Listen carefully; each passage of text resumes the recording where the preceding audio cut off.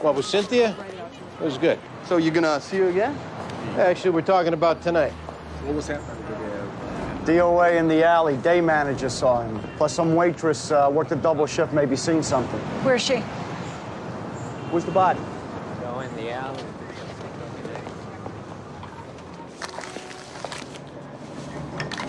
Hey, look at all the garbage in this alley. Wait, is that... Hey, excuse me.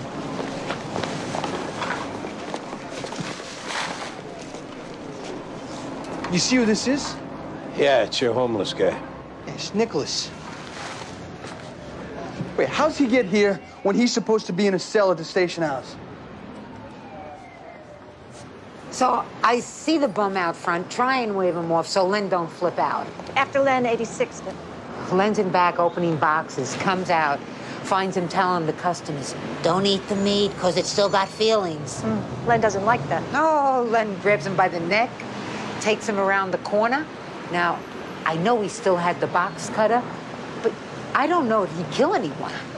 I left specific word at the desk. Make sure this Nicholas sleeps in a cell. All right, before you jumped on anybody's throat, maybe it was Nicholas's idea, Laban. Hey, the waitress over here says the DOA used the payphone out front, then had a beef with the owner who might have stabbed him with a box cutter. Hey, listen, as soon as crime scene's finished up, make sure and get Nicholas's shopping cart up to our station house.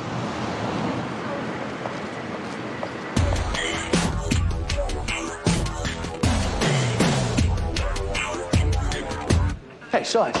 Last night I arranged for Nicholas Gilbert to stay in one of the cells. Yeah, I chased him. Narcotics made a sweep, and I had 2 female prisoners I needed to sell. Yeah, I left a very specific request. What? To let a bum sleep it off in there? What do you think this is, Mayberry RFD? That was the name of that town drunk? Otis. Oh, yeah, Otis. Maybe I could leave the keys by the door next time so your buddies can let themselves in and out. Hey, there's a roster upstairs. Maybe you could have called me at home and let me come take care of it. It was 1 a.m. I figured I'd let you sleep. But I tell you what, next time I will. I'll definitely wake your ass up and give you an earful. Hey, the guy you booted, he got killed a couple hours later. Yeah, I know. That's why I'm still here waiting for the duty captain so we can make out a 49. This is exactly the way I wanted to spend my morning. Yeah, the guy who killed him is most likely the guy I was trying to protect Nicholas from by keeping him safe in here. Then you should have made him a material witness and had him lodged somewhere. Now, this conversation is over. I had him here for a reason, and if you would have got off your ass and called me, he'd still be alive. What's the problem? You need to hold your baby-faced partner here upstairs. Yeah, don't add fuel to the fire or anything, Mahoney. Yeah, you add me now to the list of people in here that think you're an asshole. Get him the hell out of here, Siblitz, before I lose my temper. Come on, what the hell's...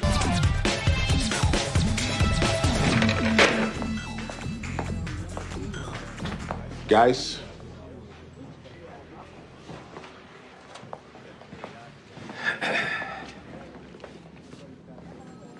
I talked to this lawyer, Bill Stedding. He's got Nicholas's dad coming in. What the hell went on downstairs? You mean with Mahoney? He's a boss. He makes a call, you could wind up back in the bag. Mahoney screwed up. Last night, I leave Nicholas in a cell for safekeeping. Mahoney chases him, and Nicholas winds up dead. Well, you bought yourself a problem. Boss, don't make me go down there and apologize. Let me talk to Mahoney. So where are we on Nicholas? Yesterday, he gives up Diego and Mauricio for whacking his jefe. Being Mauricio spent the night in the system leaves Diego as a candidate. Well, Medavoy and Jones are bringing Mauricio back from Rikers. Maybe let them go fresh on locating Diego. Sure. There's also the owner of the diner. There's Leonard Pluto. The waitress sees him and Nicholas go at it out in front, and Pluto's holding a box cutter. Where's Pluto now? Gone to Atlantic City. The waitress gave us his pager, but he hasn't called back yet. She also saw Nicholas on a payphone, so we got a phone dump coming. Okay. Let me go try and clean it up with Mahoney.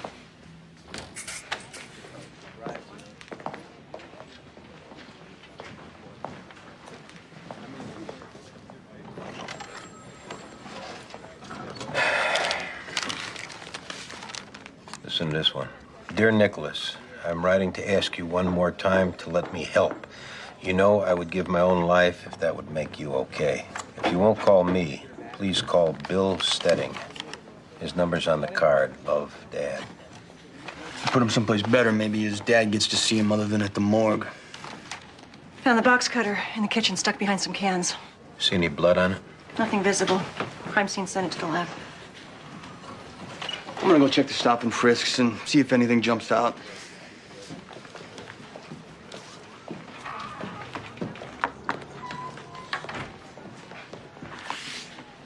Okay. I should bring that little hothead up on insubordination is what I should do. He feels responsible for this homeless guy's death. I needed the cell. Plain and simple. I didn't toss that bum for no good reason. No one's saying you did. Sorensen is. He's come down off that. Like I said, he's feeling guilty for what happened.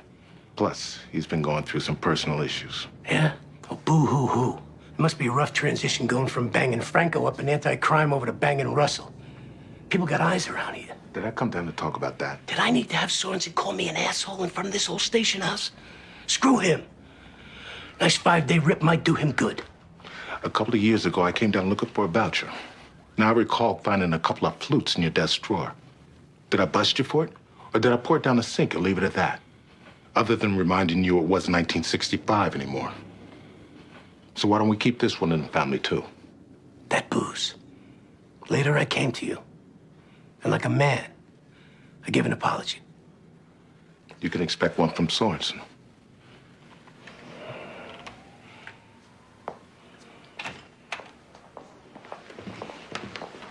Check out Mauricio, all buffed up.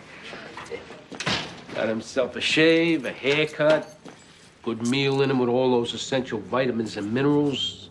Gotta make prison work for you. That's what I keep telling those fools, wasting their time reading law books in the library. Let it go, man. You got everything you need in there. Except women. There's ways around that. So you could do the time. I can do whatever, man. So what we doing today? Today's gonna consist of you telling us where to find Diego and us going to pick him up. And if I don't, what you gonna do? Throw me back in jail? We're gonna throw you back on the street. Let's do it. Right after we put our word, you're a rat. That's why you're getting kicked. You gave us Diego. Nicholas gave you Diego. Nicholas is crazy. Everybody knows that. Who'd believe him? And after we get word out to our stools, we're gonna come pick you up right in front of all your friends. And you're gonna put up a fuss, just like we planned. Then we're gonna drive you around for an hour, stuff a couple of 20s in your pocket, and dump you back off where we got you. Same drill every day. And afterwards, we're gonna have other detectives come by and grab up everybody but you. And they'll tell them they're looking for a guy named Diego that our little friend Mauricio told us about. We're gonna turn you into a rat who's got a side deal with the cops, Mauricio. And you'll get very unpopular very quickly. Believe me. Or you give us Diego.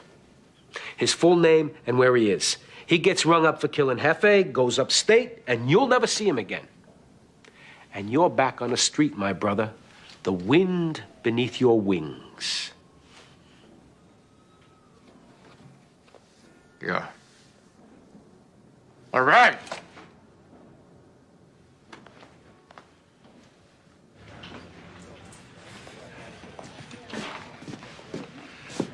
John Gilbert. I'm looking for Detective Sipowicz. I'm here about my son. Mr. Gilbert, I'm Danny Sorensen. My partner, Andy Sipowicz. How do you do? My daughter, Ellen Scott. It's her husband, Ross. How about we talk in here?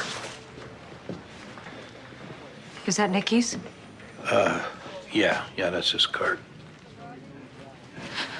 Come on.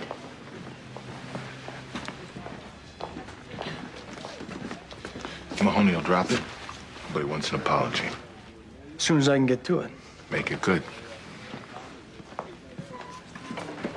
Get you some coffee? Well, thanks. I'm on medication.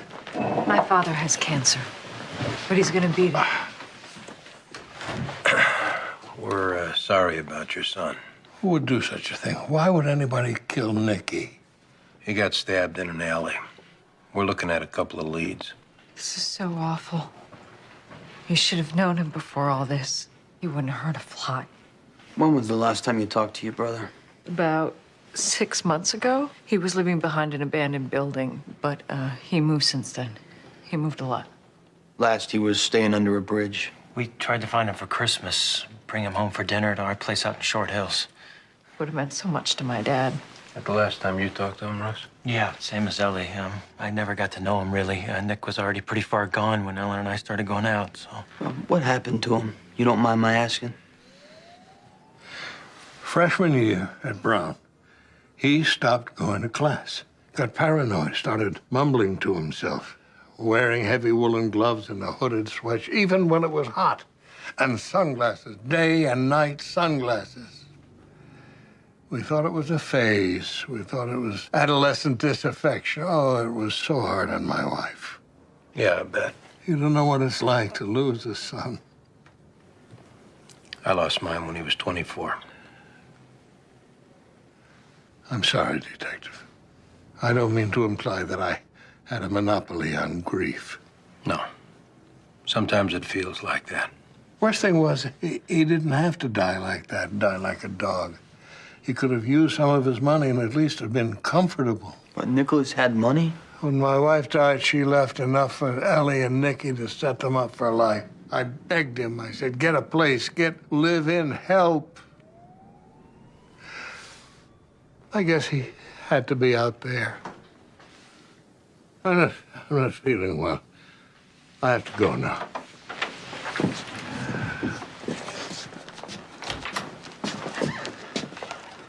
I'm gonna die soon, Detective. Get who killed my son. We'll let you know when we find something. Anything comes up, we'll be in town at my dad's. How about that? Kid could have lived on Park Avenue. He sleeps under a bridge.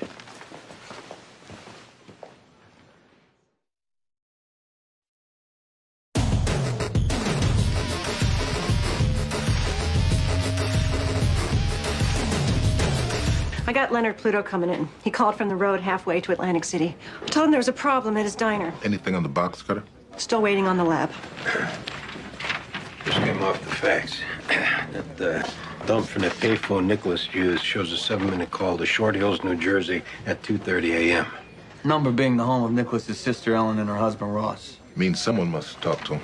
It also means someone's lying when they said they hadn't spoke to him in 6 months. Let's get the sister and her husband back in. You talked to Mahoney? Haven't had a chance yet. When will you get a chance? Might sound better coming out of my mouth once I calm down. Yeah, okay. Make it soon.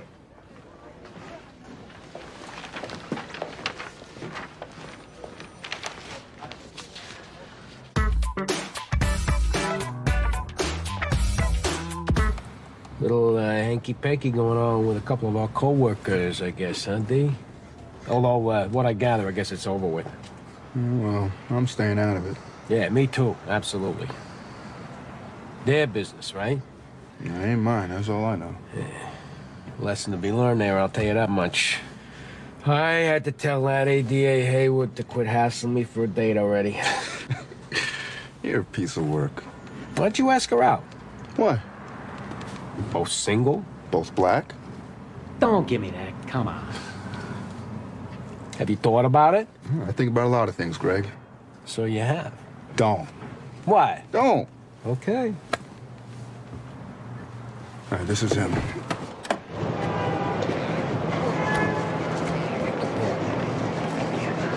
Yeah.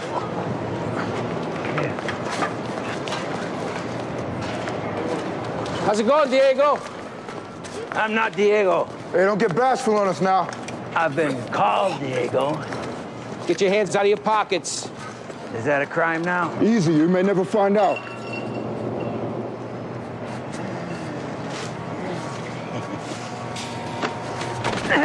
You're gonna be disappointed, officer. I don't want to get your hopes up. Yeah, another one with a mouth. I got a tongue, too. You can touch my nose with it. Watch. Still gonna be able to pluck cans out of a dumpster with a broken arm?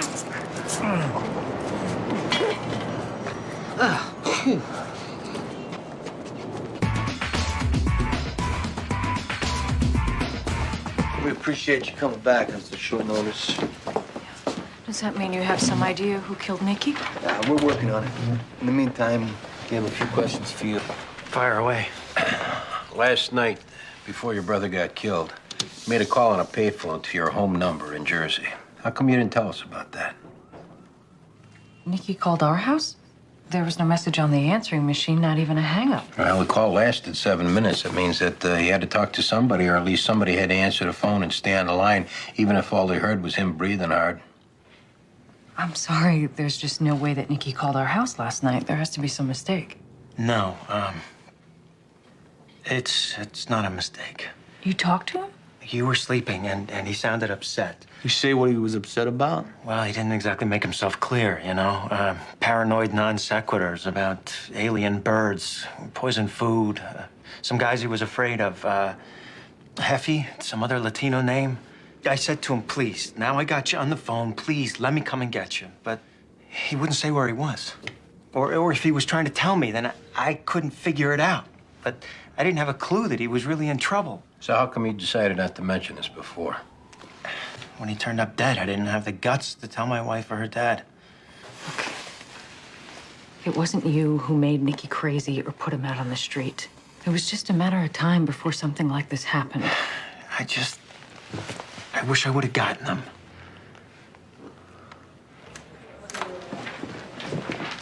Something else comes up. You'll be at your dad's apartment? Working out funeral arrangements. Thank you. They have an explanation on the phone call? Son-in-law owns up he's the one talked to Nicholas. He says he don't want to admit it since Nicholas wound up DOA. He'd look bad to the family. What'd the wife say? Well, it seems like she didn't know before she heard it here. Can't hurt. We check them both. Run their cars, run them through BCI. You think you've calmed down enough? Could be. Well, let's just say you have. Go make it up with Mahoney. Yeah, let me go do that. What they say about eating crow, Danny? Goes down best with a smile. You sure that's Crow we're talking about? Yeah, isn't that the phrase? Crow eating grin?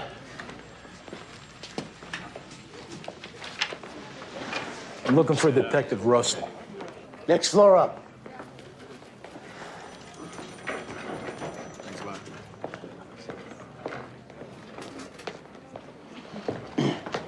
Hey, Sarge, you got a minute? Yeah, I got a minute. Can we talk somewhere? No, right here is fine.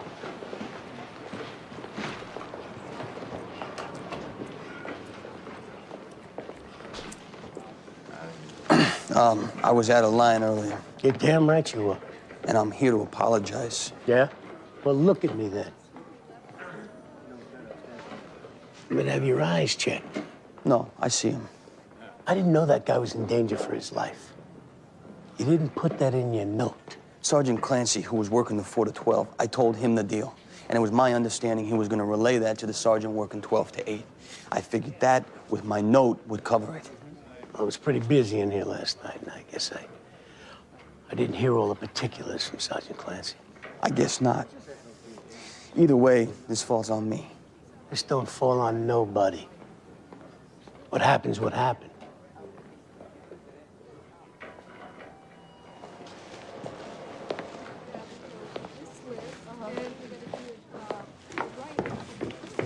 Sorry to cut short your trip to Atlantic City. I probably would have lost my shorts anyway. Hey, I'm not being sued here, am I? No, that's not what this is about. You know Nicholas Gilbert? No. Homeless guy, white, 30s, hangs out in front of your diner on occasion, shopping cart full of electronics. Oh, yeah. Wacko Joe. That's what I call him. You had a run-in with him last night? I have a run-in with him every night he comes by. Parks out front, jawing to my customers about how meat is murder or some crap. Last night, get a little heated? Well, Wacko Joe's pressing charges. How about all the times I called the cops, huh? Asking to remove this bum from in front of my establishment. Where were you guys then? But no, I get it. Definitely side with some crazy stinking bum and ignore the tax-paying small business owner. All right, let's get back to last night. Did it get a little heated? Yeah, I got pissed off him driving off a four-top before they even walked to my door. You take him out to the alley beside your diner? Yeah, and I smacked him around. I wanted him to get the message. He got it. Good, because you know what? I don't regret it either. Enough already. You bring your box cutter out with you when you smacked him around? Maybe, I can't remember. You don't remember bringing your box cutter out with you, but you remember cutting Nicholas, Wacko Joe to you? Cutting him? No, is that what he's saying? Then he's lying. Maybe I nicked him with something, but I didn't cut him. Then I left him there and I went back to work. Nicholas was found stabbed and killed in the alley where you left him. I did not kill that guy. Come on, why would I throw my life away on him? You got pissed off, blood pumping, you lost it. We can understand that, but don't say you don't remember doing it. I get pissed off plenty, but I've never lost it. I owned an Irish pub for 8 years. Believe me, if I was ever gonna lose it with a customer, I had 1,000 chances back then. That bum was still standing when I left him. I did not kill him.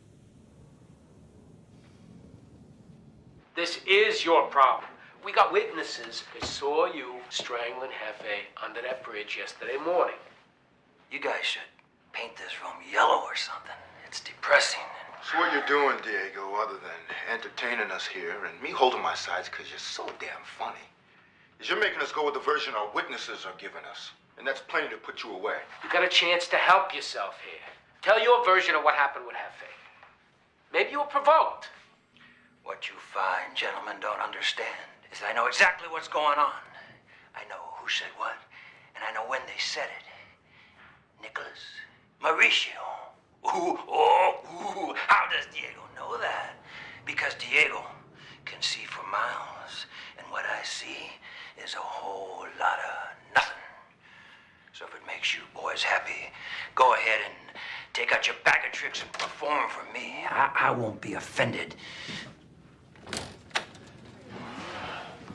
You mind if I take a crack? That's your guy's case.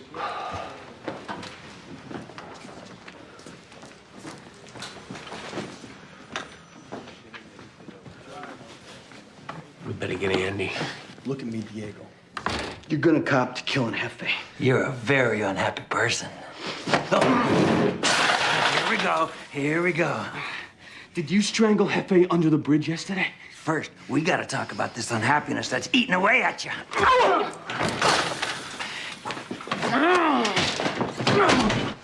Danny! We got all day. Did you kill Hefe? We argued, then we fought. Maybe I fought too hard. Then you killed Nicholas last night to shut him up, right? No. Nicholas means nothing to me. What could he babble or do that would be a threat? I did Heffy, but I didn't do Nicholas. And hitting me more isn't gonna make me lie and say I did.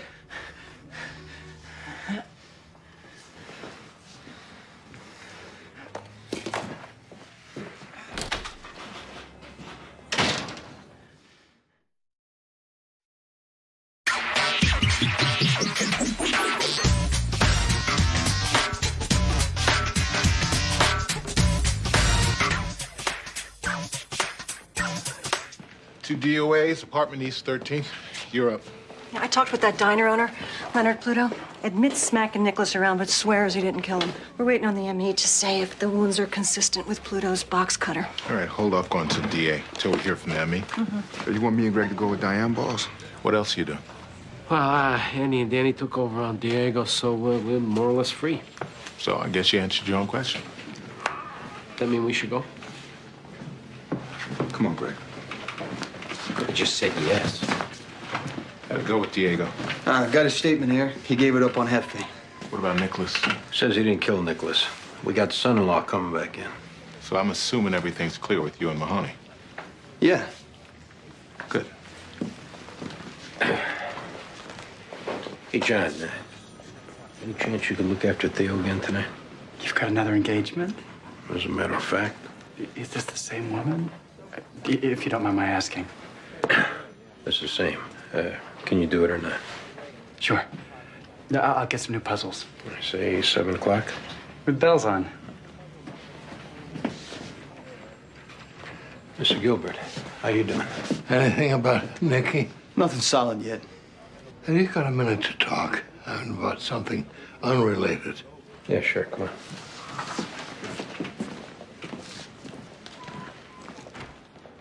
There you go.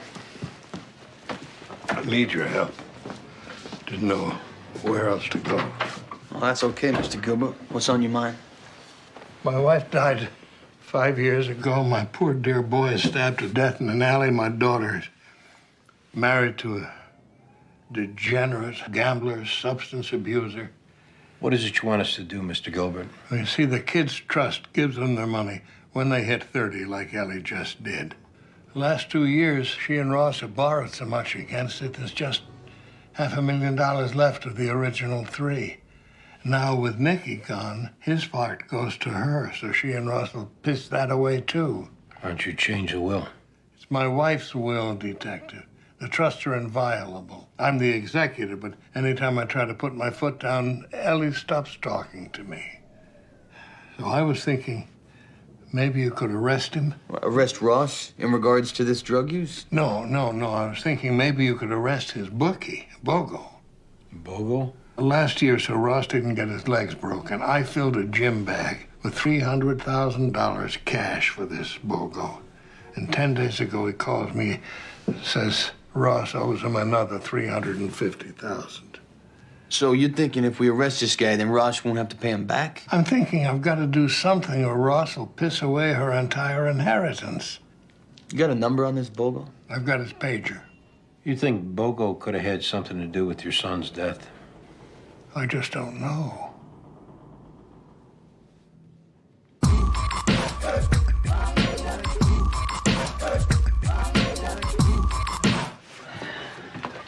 Hey, DOAs are in the bedroom. Names Yvonne and Pablo Ruiz. It's their apartment.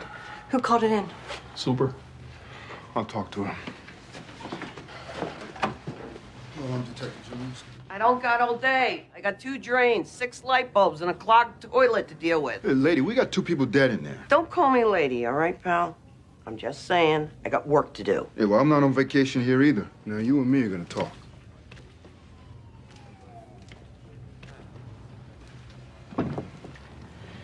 Shot in the back. Probably running for the door. Yeah, powder burns around the left temple, stippling. It's definitely a contact wound. Bullet exited the head and went through the window. Figure a murder-suicide? Looks like. You know, it's funny how they never do it standing up. Like, falling's the scary part. Maybe scrape a knee. My marriage to Marie was no walk in the park, but this is taking it too far. Yvonne and her husband get along? You ever hear them fight? Never had any complaints. She's a cute little thing. Smart, too. I don't know what she sees in him. The officer said it was you found the bodies. Got a call from Jill, lives in 6D. Works with Yvonne. She didn't show up today, but I take a look. Where does she work? Citywide courier. On the radio, sends people out. Dispatch. And no one around here heard any shots. Neighborhood like this? Unless you hear 4 or 5 shots, you just figure it's a junker backfiring. Okay, Annie, thanks for your time.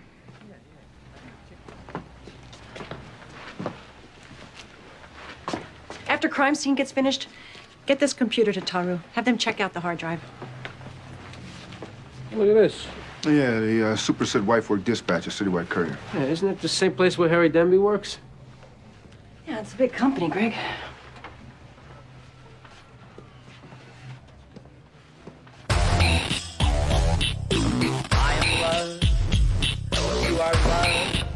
So I hope you're inviting me back. It's a good sign. Yeah, let's go back to last night, Ross. My conversation with Nick. Yeah. Actually, we're wondering about after your conversation with Nick. What'd you do then? Me? I went back to sleep. You see, Ross, that's another lie, because somebody drove your SUV into the city. See, every time you pass a toll booth, the magnetic strip on your Easy Pass registers, whether you use it or not, you pass through the tunnel at 256. Okay. After I talked to Nick, I couldn't get back to sleep. And I called my favorite escort service. You saying you drove all the way into the city to see a hooker? Hey, I've been married 6 years, Detective. I work in the city. That's who I know to call. You know a bookmaker named Bogo? Jeez. How'd you guys get that one? We talked to Bogo. Your father-in-law's scared you're gonna piss away your wife's trust. Listen, Ellie's spent enough herself, okay? She's the one who keeps going back to the old man for money. How about the time you got arrested for copping drugs down on Avenue C? I threw a disc playing hockey at Dartmouth. Surgery didn't help as much as the pain pills, but I'm clean 14 months, going to meetings, and coffee is my only remaining ingestible vice. How about the gambling? Bogo, right? Well, he must have told you I owe him more money. You're a smart guy, Ross. You see how this looks, huh? You use up most of your wife's trust. You owe Bogo another wad that would just about clean you out. But if something should befall her crazy brother, she gets his share. Now, Nicholas calls you, guys are after him, you figure it's your chance, who's gonna know, so you kill him. I'm thinking maybe I should get a lawyer. You want a lawyer, that's up to you. Your car downstairs, we already got a warrant to search that. It's getting impounded as we speak. Next, we search your house for the knife, for blood traces, for DNA. It's up to you whether you want to explain to us what happened. I went to see him. I mean, Nick. I thought, this is my shot. I could bring him home. I could be a hero to John. Meantime, yeah, I could work on him. He didn't want that money. It was just sitting there. So you brought a knife? Nick was talking about these guys coming to kill him. I figured I should have protection. I found him outside the diner. I said we could take his shopping cart in my truck, but he didn't want to come. No, he flipped out, just came at me. I have no doubt in my mind that he would have killed me. I had no choice. I was in fear for my life. Okay, that's good. Yeah, why don't you write that one down, and we'll make a call to the DA.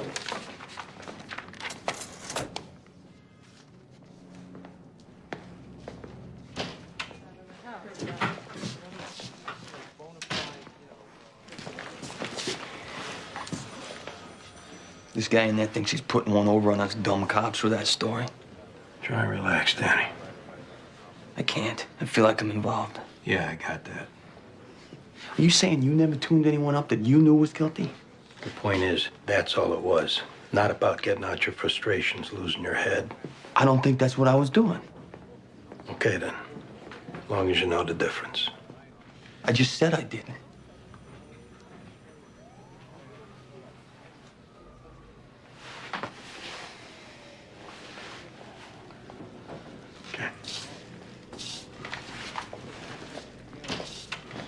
I'm writing it all down as plain as I can. We got a little problem, Russ. What kind of problem? We just spoke with the DA who talked to the medical examiner. Seems like Nicholas's wounds aren't consistent to your story.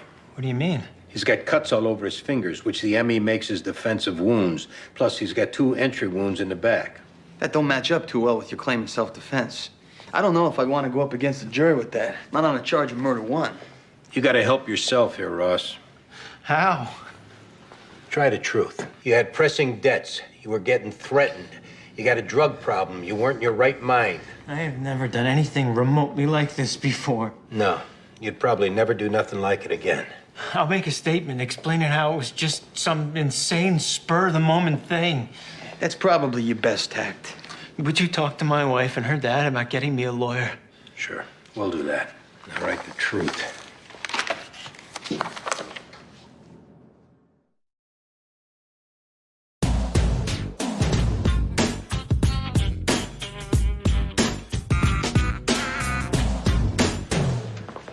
The couple over on East 13th. Preliminary ME report tags it murder-suicide. You have a problem with that? Just the wife works dispatch at Citywide Courier, same as Harry Denby. I made a call. Denby's been moved to dispatch, same office as the DOA. Plus, Teru's checking her PC, sent a printout of her email addresses. H. Denby at citywidecourier.com. They're working together. That could explain it. Did they find any correspondence? If there was, she must have deleted it. Teru's still working on it. Meantime, I left word for Denby. Ross made a statement. Ellen tells me you brought Ross back for more questions. Mr. Gilbert, I'm Valerie Haywood with the DA's office. We just took a video statement from him. Statement? What kind of statement? Saying he killed your son. Oh, my God.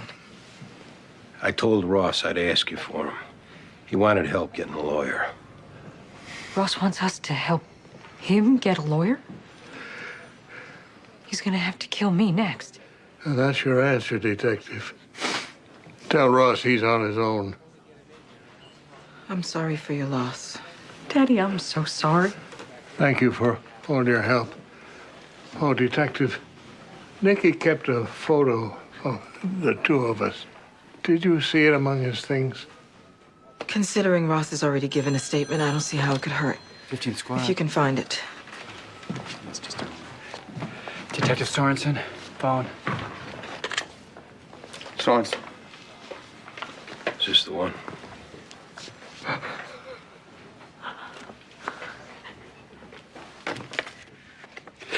Thank you.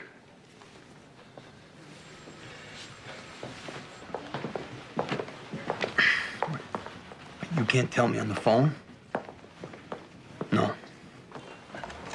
All right, I'll come meet you when?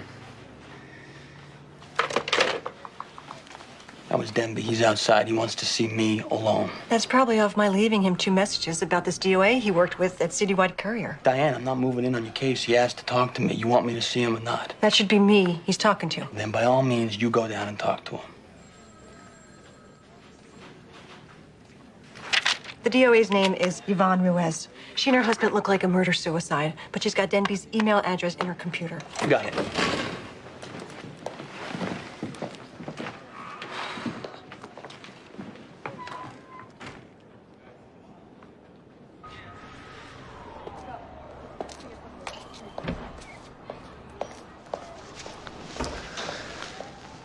Thanks for meeting me. Yeah, great. I wouldn't miss it. Ooh, I detect a note of sarcasm. It's cold out, Denby. A co-worker of mine died today, Yvonne Ruiz. I got a message from Detective Russell. I figured she caught the case. So then you also figured you'd talk to me and not Detective Russell. Yvonne Ruiz was a very attractive young woman. She came on to me. With my low self-esteem, I can't resist that. So you had an affair, right? What did her husband think? Yvonne completely misrepresented her domestic situation. When I found out she was married, I broke it off, but her husband found out. She told you that? He came to see me. He threatened if I ever laid hands on Yvonne again, he'd, what was it? Slice my balls off. Very dramatic. Though in hindsight, I guess he did have a violent streak. Being how he killed her. Yeah. You know, I still don't get how come you're talking to me if this is Detective Russell's case. Come on, Danny. A murder-suicide. Me coming forth to admit a romantic entanglement.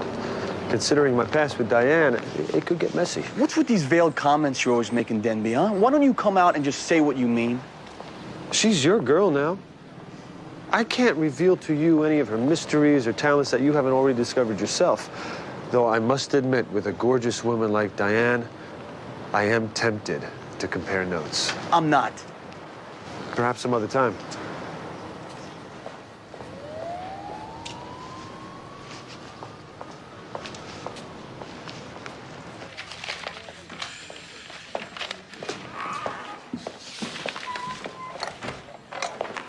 What did Denby have to say?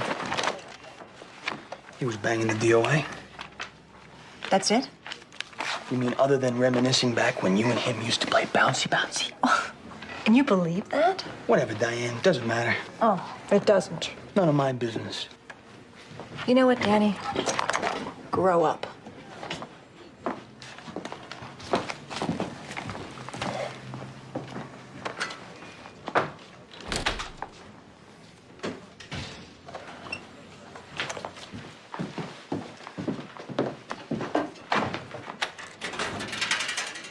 It's an insult, Danny.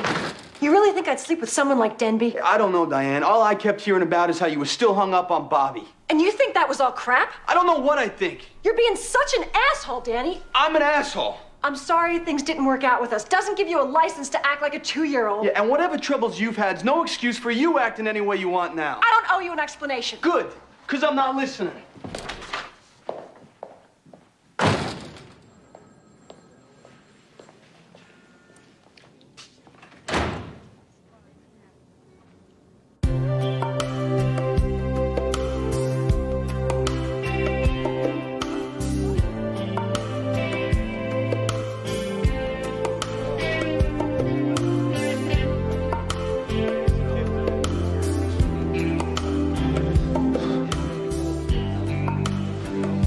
There's this boxing gym over on 3rd, the Lido. How about we go down there? You can take it out in a heavy bag. I'll yell at you to keep your left up. Nah, I'm good right here.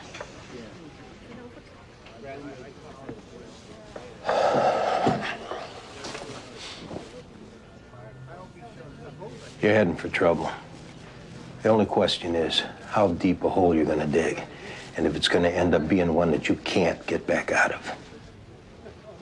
Andy, you gotta let me ride this out on my own. You may not like it, but that's the way it is. I can do that. Then it looks like we got a deal. Well, you know who to go to if you need anything. Thanks.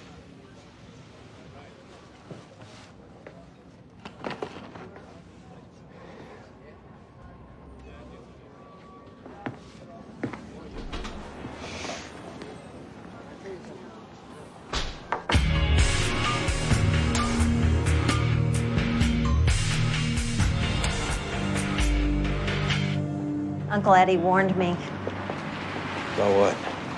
about cops. Or does that term not apply to you because you're a detective? Cops is fine. What'd he warn you about? Bet you only really open up to other cops. I've been a little quiet. A little, which is fine. But I want you to know you can share anything with me if you feel like it.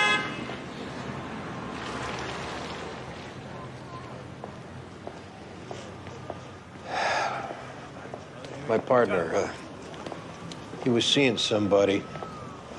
They broke it off, and he's not doing too good about it. The danger with that on this job is that if you want, you can... Take it out on somebody. That's right. 20 years ago, what happened in a room stayed there. Now you're in the news. And off the job. I'm sorry I've been preoccupied. It's okay. Do you have time to come up for a little while?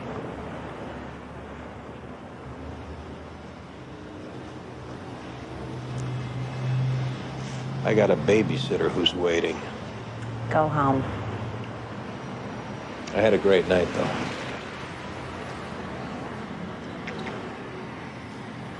So did I.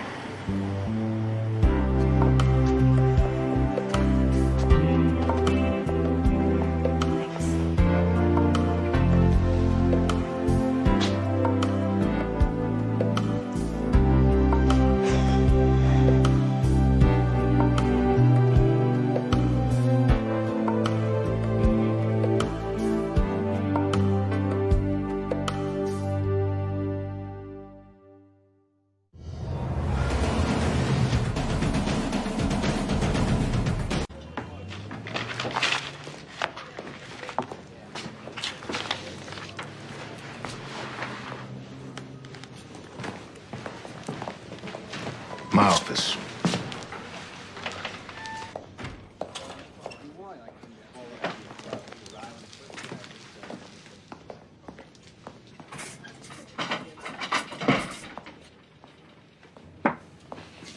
Gotta pick up the phone, call a borough, and have one of you shipped out of here right now.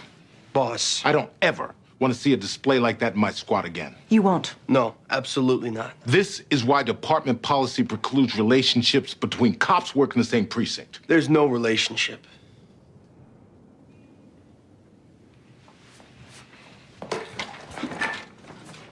That murder-suicide you caught, brought Denby in here? Emory ruled on that yet?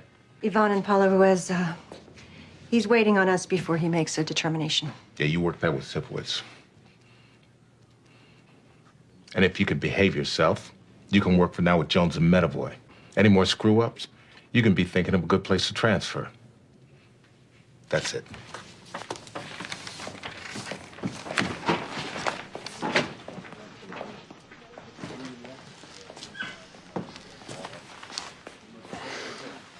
Boss wants me working with Greg and Baldwin for now. Why is that? He wants you working the citywide courier thing with Diane. Take a deep breath, Danny. Yeah.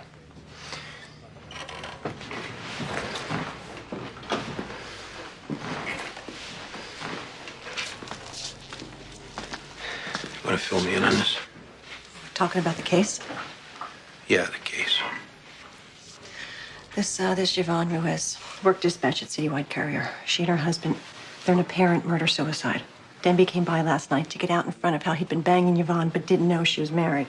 That plus torturing Danny and you. Oh, that's an added bonus. Yvonne's computer had Denby's email address on it. We sent it out to be checked out at Taru. Just got a call on a stabbing in a subway, 7th and Lafayette. You and Medavoy. Take Sorensen with you.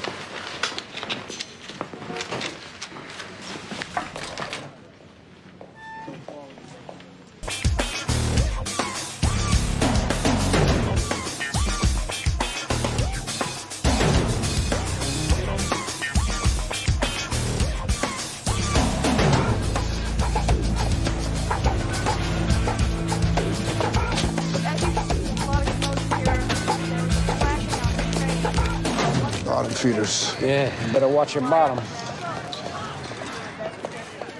They just pronounced him DOA. Giovanni Romano. Start on the train, right, Miguel? 6 Irish-looking guys sit like statues, nothing. The one Italian guy stands up and look what he gets. It's like they say, all balls, no brain. You on the train? Yeah, other side of the car. All right, then step over there with those officers. Most of them say they didn't see nothing. This one kid's got the whole story. Yeah? What's your name? Brendan Walker. Hey, what happened, Brendan? This black guy crossed me on the train. I'm sitting there minding my own business. He gets up, asks me what the hell am I looking at? Do I got a problem? So I'm just like, no, you know, all cool like that. It's right up in my face. Do I have a problem? He was picking a fight with you. Right. And he tries to take my Walkman. So anyways, this guy's sitting next to me. That's the guy lying over there? Yeah, I guess. It's dead, huh? This guy shoves him, says, what's his problem? What'd the black guy do then? Sits down, gets real quiet. Train comes into Astor Place. Everyone gets off. Black guy pulls a razor, just starts slashing this guy in the face. Chase him outside. What'd the Italian guy do? He went down. Then I guess you remember he had a knife. 007. We recovered that. He never got to use it. Black guy just starts slashing the back of his head, and that was it. Black guy took off? You describe him? Kind of short, probably late 20s, bleach blonde hair. Kind of looked like some clone of that freaky basketball dude. Dennis Rodman? Yeah, like Dennis Rodman. Okay, Brendan, we're gonna have you come back to our station house and look at some pictures. Come with me. All right. Excuse me, miss. Me? Yeah, were you on that train just now? Oh, well, maybe you don't want to talk here. What's your name? Louise? Okay, Louise, how about you meet us around the corner? We'll go someplace we can talk. No one's gonna see. Hey, guys, we got another subway slash in Union Square. Male black described fleeing the scene, early 20s, 5'6". I'll go. I'll ride over with him.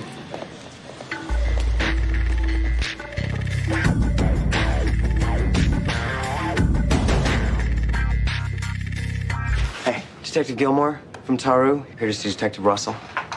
Detective Russell, Detective Gilmore. I'm Diane Russell. Andy Sifowitz. Brett Gilmore. But, call me Crow. You know, like Brendan Lee. And wasn't that the coolest flick? You're a detective? Sure, yeah. A bunch of us wearing MISD got shields behind the Y2K thing.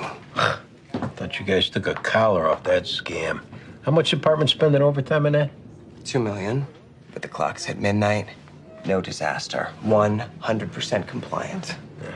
Some of them other countries, they didn't spend a nickel on a Y2K. How many problems they have?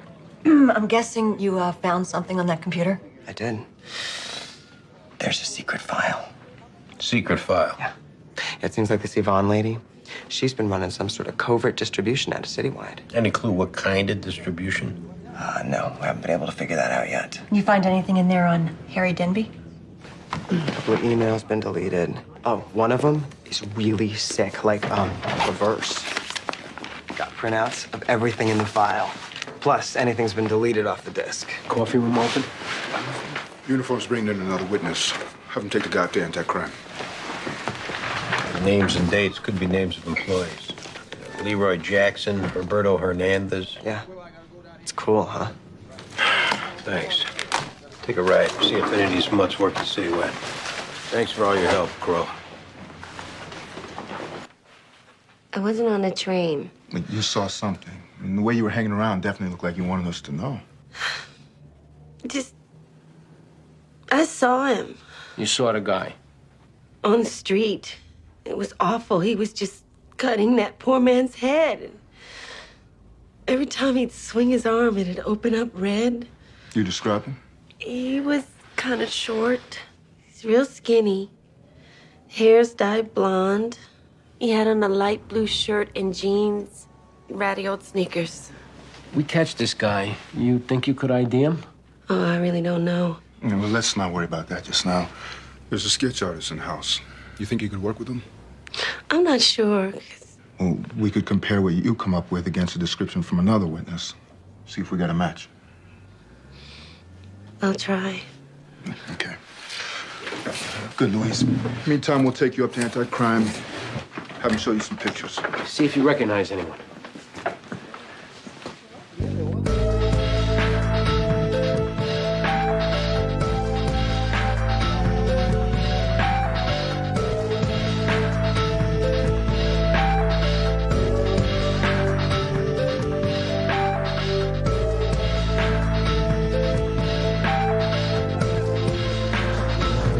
Hey, Diane.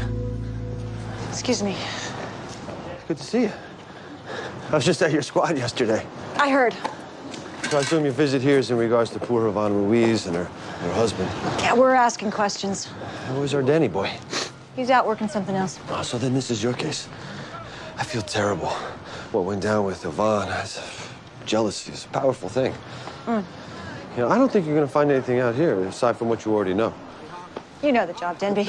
Of course. You know, please do tell Detective Sorensen that if I was out of line last night, I hope he'll accept my apology. As usual, I can't help myself where you're concerned.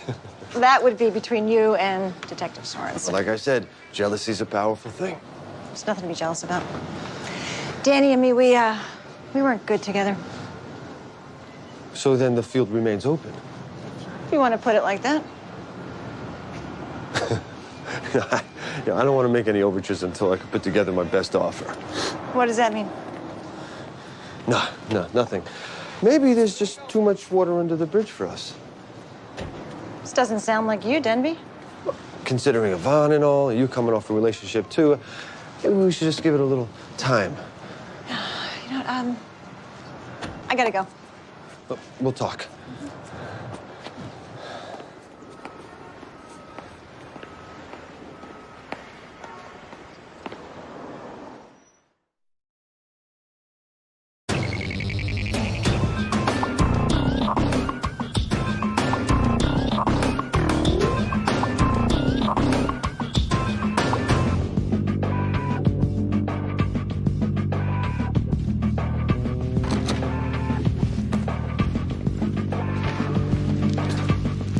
Just come from Bellevue.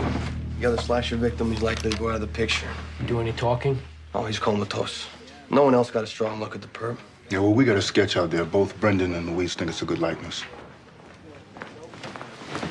Anyone's looking for us, we'll be in interview 3. Okay. 15, Detective Squad. Detective Jones, line 1. Detective Jones. Yeah? Okay. Right, what about his clothes? No. All right, thanks. Anti-crime just picked up a kid sleeping on a park bench. Looks like a good fit with our sketch. They see any blood on his clothes? Looks clean as a whistle. They're bringing him in now.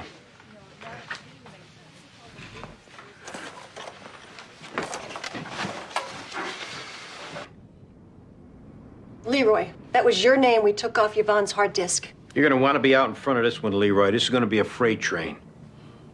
You saying Yvonne got killed behind this? It's you who's answering questions, Leroy. We're just laying it out. Man, I don't know my dick from a hole in my head. I'm just a cog in the wheel of the big machine. All the more reason you come clean with what you do know now. That's right, Leroy. You decide. Do you want to help or you want to wind up in jail? Saying maybe I could avoid that? You don't help, you wind up there for sure. All right. Us drivers, those on the team, we'd make these deliveries that didn't have any shipping numbers so as they couldn't get tagged. Drug deliveries. I don't know. Yes, probably. So what's the point if no one knew there were drugs except you? Well, DEA work with our company security, look for packages with drugs. They tag certain loads and those get sniffed by drug dogs. Where's Yvonne Ruiz fit in this? Yvonne's in dispatch. Shows on her computer some code when a driver's shipment's been tagged, one with no tracking number. We just pulled that sucker out. So Yvonne was running things. Running things, I don't know. It was Yvonne gave me word the shipment was off the books. It was Yvonne gave me my money. Can't believe she's dead. I guess now you're out of business. Thing is, yesterday, this cat comes up off the cuff. Some white guy, used to work with Yvonne up in dispatch. He come up to me saying things are status quo. You know his name? Darby, something like that. Harry Denby? You got it. See, this cat, he come up to me like he knows he's the man. He say anything about a delivery date? Just status quo. Mostly don't hear nothing on delivery dates till the day of anyways. Okay, Leroy. How about you write down the other members of that team you were talking about? I got to? These subway stabbings, Arthur, we gotta find out who did this. We got the mayor bitching how people want to know when they go into a subway they're gonna be safe. Yeah, Anti-Crime's bringing the guy in now, Captain. Fits the sketch we got out off a description by 2 witnesses we got upstairs. Off a sketch, huh? Yeah, found him asleep on a bench. Anti-Crime did a good job. Miss Haywood, sounds like we might have a suspect on these subway stabbings. Yeah? My boss sent me down here to sit on this. Sure. Detective Jones? Yeah, what's up? Here's your guy. Had no ID on him. My name's Sid. Hey, Josh, how about you show Sid to the pokey? That your possible perp? Yeah, looks like the sketch. Let me know how it goes. Yeah, sure, Captain.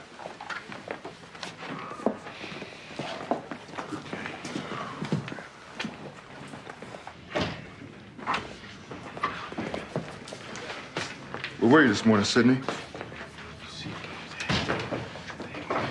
There's some mighty clean clothes you got on there. You just come straight from the laundromat? I hope you kept your shorts on when the rest were running through the spin cycle. You know what, Giovanni Romano? You know what, Rodrigo Fuentes? Migo, round the bindies. Jogging your memory, Sid, Giovanni and Rodrigo are 2 folks you met on the subway today. How about a white kid with long hair, about 19, wears a Walkman? Well, that's a real good likeness. Well, on one of your better days. Maybe you don't fully describe that twinkle in your eye. We got at least 2 witnesses that saw you slash this Giovanni guy to death this morning outside the subway. Both got the same story, Sid. Black guy on the train, hair like Dennis Rodman, picks a fight with some white people. They all get off. The black guy pulls a razor and he starts slashing the one guy in the face. Now, this guy with the razor, he seemed crazy, so that couldn't be you. Dennis Rodman. Dennis is cool, man. Yeah, you're gonna be giggling when they strap you down and stick in a needle.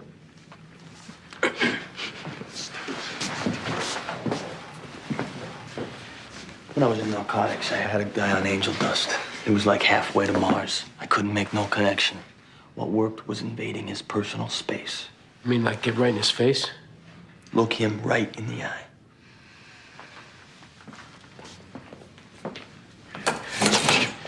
Just try this again, Sidney. You on that train, you argue with those people, and you slash that man. No, right, no train. Like my partner said, you let the store they're telling stand, you're looking at a needle. Back off, brother. I ain't your girlfriend. I know you didn't slash that guy for no reason, Sidney. What happened back there? The Italian guy call you names? I can understand that. You know, we got his knife. Try and cut you. Or maybe you were defending yourself. Just defending myself. There you go. That's how it went down. You should get that on the record. What if I cop to it? Like you said. What could I be looking at? You tell us what happened. We'll talk to the DA. I cut him. He's calling me names. He's a damn filthy greaseball. And he pulled a knife. And so I cut him. That's good, Sidney. That's good. Now, how about you write that down and we could take it to the DA and get your story out in front? I can write, but I ain't writing. We can't help you. You won't write it down. But that's your problem, man. That ain't my problem. That's something you Now, how about we write it up like you told us and you sign it? I'd have to see it first. Better for you, it's in your own writing. How about we write it up?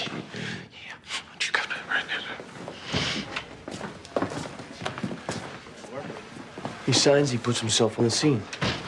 Yeah, but them juries love it when it's in their own writing. I'll go talk to Valerie. Yeah, okay, I'll go write a statement up. You seen Haywood? I think she's on the first floor. Detective Sorensen, Detective Oliva waiting to see you. Hey, Danny. Ray, what's happening? Hey, working DA, Joint Task Force. Oh, you're in the big time, huh? You get to work with the feds. Yeah, it's the highlight. You got some place we can talk? Yeah, sure.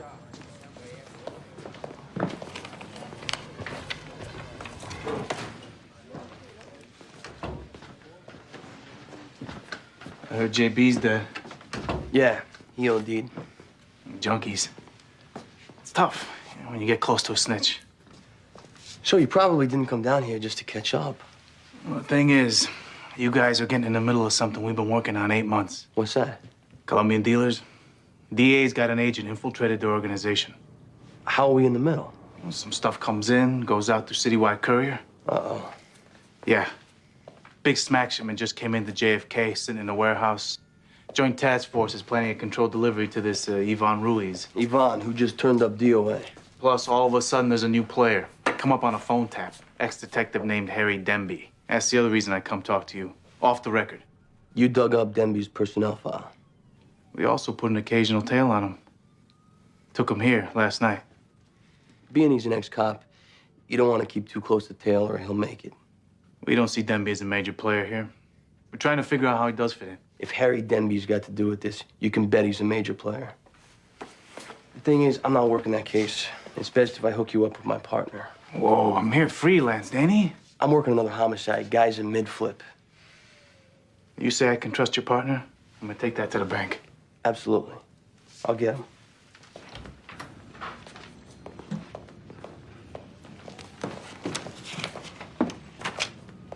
Andy, you need to come talk to this guy.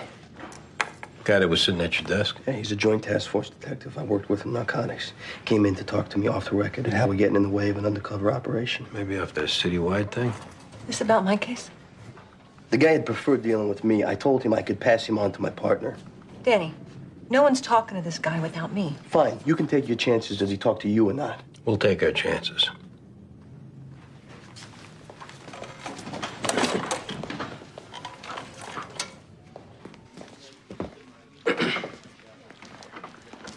Ray, this is my partner, Andy Sipowicz.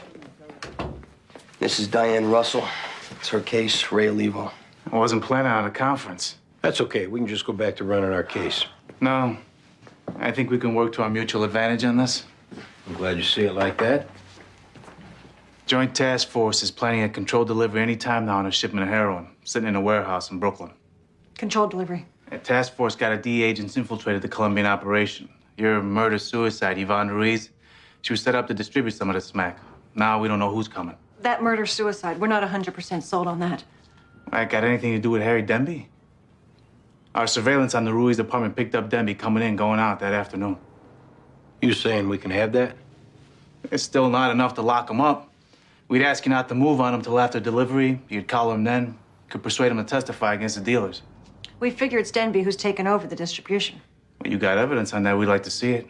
Yeah, so we could set up with you on that warehouse? I think I could sell it to my boss. You in on this, Danny? No, I gotta work this other case. If you don't need me no more, I should be getting back. No, go ahead, Danny.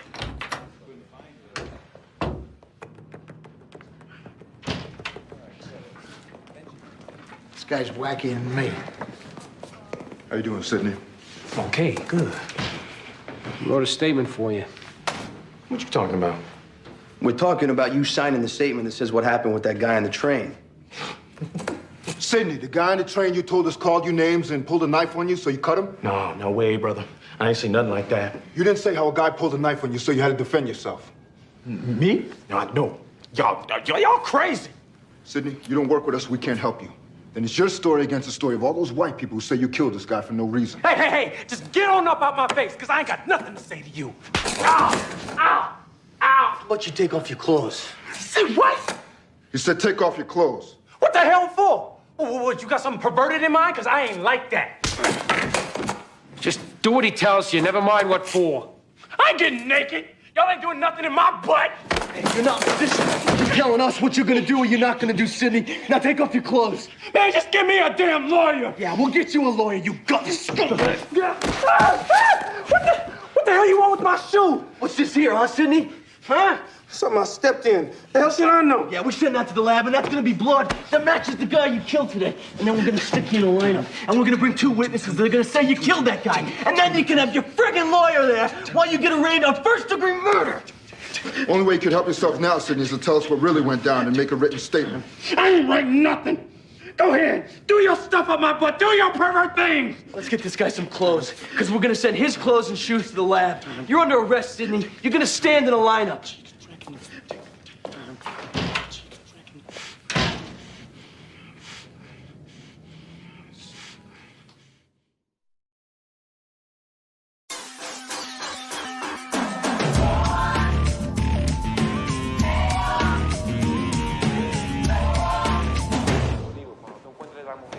My boss, Lieutenant Gomez. Andy Sipowicz from the 15th. Diane Russell. There's 60 kilos of Peruvian heroin they're sitting on in there. Warehouse has double steel doors. Agent Manuel there left it open once so we could get the place up. One with short hair, that's Manuel. Other guy, drug dealer called Jose. He thinks Manuel's legit. As far as we know, anyway. Around the corner in the camp van, we got ESU with flak vests and rifles ready to go as soon as the transfer goes down. Manuel's left the place open again, else we'd have a hell of a time getting in there. Lou, these detectives got an angle on who could be making that pickup. We figure it's an ex-detective named Harry Denby who whacked that Yvonne Ruiz you were expecting. So Ray was telling me. Looks like it's Denby taking over the distribution through citywide courier, so we'd expect it to be him or someone he sent picking up the smack. These two have a personal history with Denby.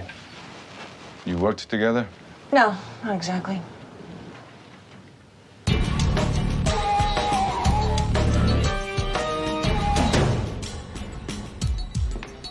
Our suspect signed that confession?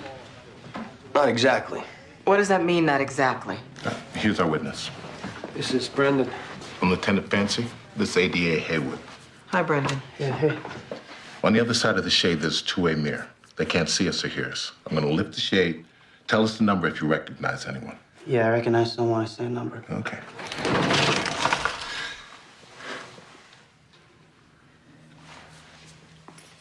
Do you see anyone you recognize? I don't know. I have been beaten by perverts. I have not agreed to be here. Ignore that. Just take your time. I am innocent. I didn't kill nobody. I'm not sure. I didn't get that good look at him. The guy was right in your face. He tried to rob your Walkman. You didn't get a good look at him? Can they take off their hats? Take another look. I've been framed. Police brutality. Louisa, the Outlaws. It could be number one. I just don't know. Okay. Hold everyone. Hold me down. Open your mouth one more time next night if you're gonna be unconscious. Got it? Louise, this is Lieutenant Fancy and ADA Haywood. Hi, Louise. Hi. Luis, on the other side of the shade, there's a two-way mirror. They can't see you or hear you. I'm going to lift the shade. Tell us the number if you recognize anyone. Okay.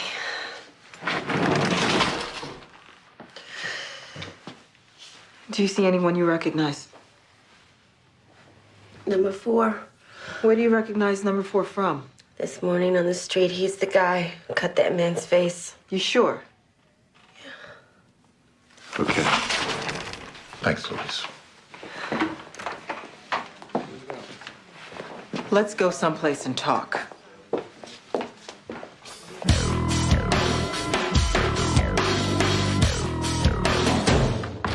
You want to explain exactly what the hell is going on? I saw that man when he came in. He didn't have a cut lip or swollen face, so you can't tell me he resisted arrest. This guy slashed Giovanni Romano to death for standing up to him. You saw that girl pick him out. That's besides his confessing. But he never signed the statement. I mean, you heard him out there. Any oral confession, he's recanted. Yeah, but why couldn't we just testify to his original oral statement? That plus the lineup, wouldn't that be enough? You've dumped a big bag of crap in my lap, detectives. This guy goes to arraignment. The weakest legal aid lawyer, as long as he isn't blind or couldn't see the bruised face, could get this kicked. All right, we got a brown stain on the perp sneaker that we sent to the lab. 2 to 1 is going to be the blood of someone he cut. Once you laid hands on this guy, you can't prove he gave it up voluntarily before he was beaten. So that lineup was illegal. You had no cause to arrest him. You had no probable cause for the search, so that's out. And we can never use that blood stain. This guy looks bad now, but his swelling will go down overnight. How about we keep him here, put him in the system tomorrow? Detective, even if I wanted to protect you from yourself, we've involved other parties. That Brandon, for one.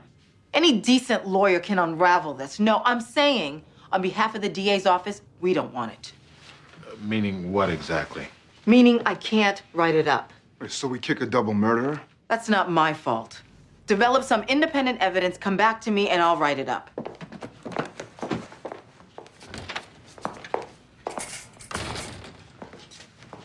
You guys know better than this. It was me who did it, boss. You. If anyone takes a rip for this, it's me.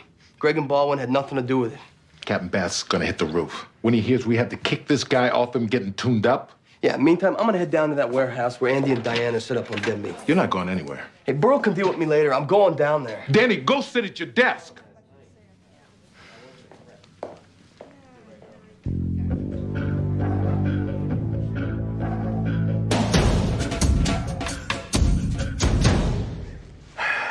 Your man give you any sense when his pickup might be going down? Shipment come through last night, usually within 36 hours. What's the matter, detective? You're not enjoying this? You should see some of the rat-infested places we got to set up. That's because you got the glamour position. Got something here.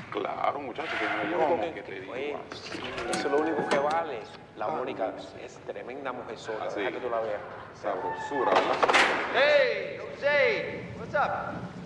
That's Denby. Guess you were right about him making the pickup. Oh, Denby. Yeah, I thought we were doing this tomorrow. Oh, tomorrow, right. I just thought I'd stop by, check on some things. Check on what things? Oh, jeez. It's a ripoff. Go, go!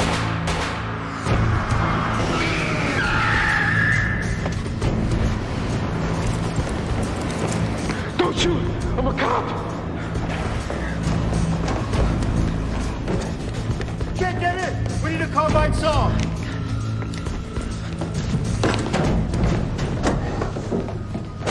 Whole place is up, man. They got sound video. 60 cops outside. That true? Is 60 cops watching? It's one-way mics, they can't answer.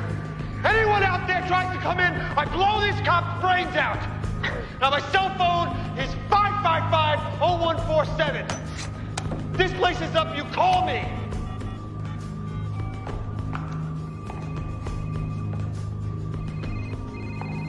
Yeah, this is Lieutenant Gomez. I'm with the DEA Joint Task Force. The man here says you got 60 cops out there. Does that include Starsky and Hutch? He's loaded. Give it up, Denby. You've got no way out of there. I beg to differ. This cop is my ticket out. This guy, he's gonna shoot a cop knowing he's a cop. Testify against the Colombians, Denby. We can make a deal. Oh, so you know who I am? Well, I thought you were Lieutenant Gomez, but I guess you are Monty Hall. You know, I guess we got a little standoff here, Monty. Don't try anything dumb.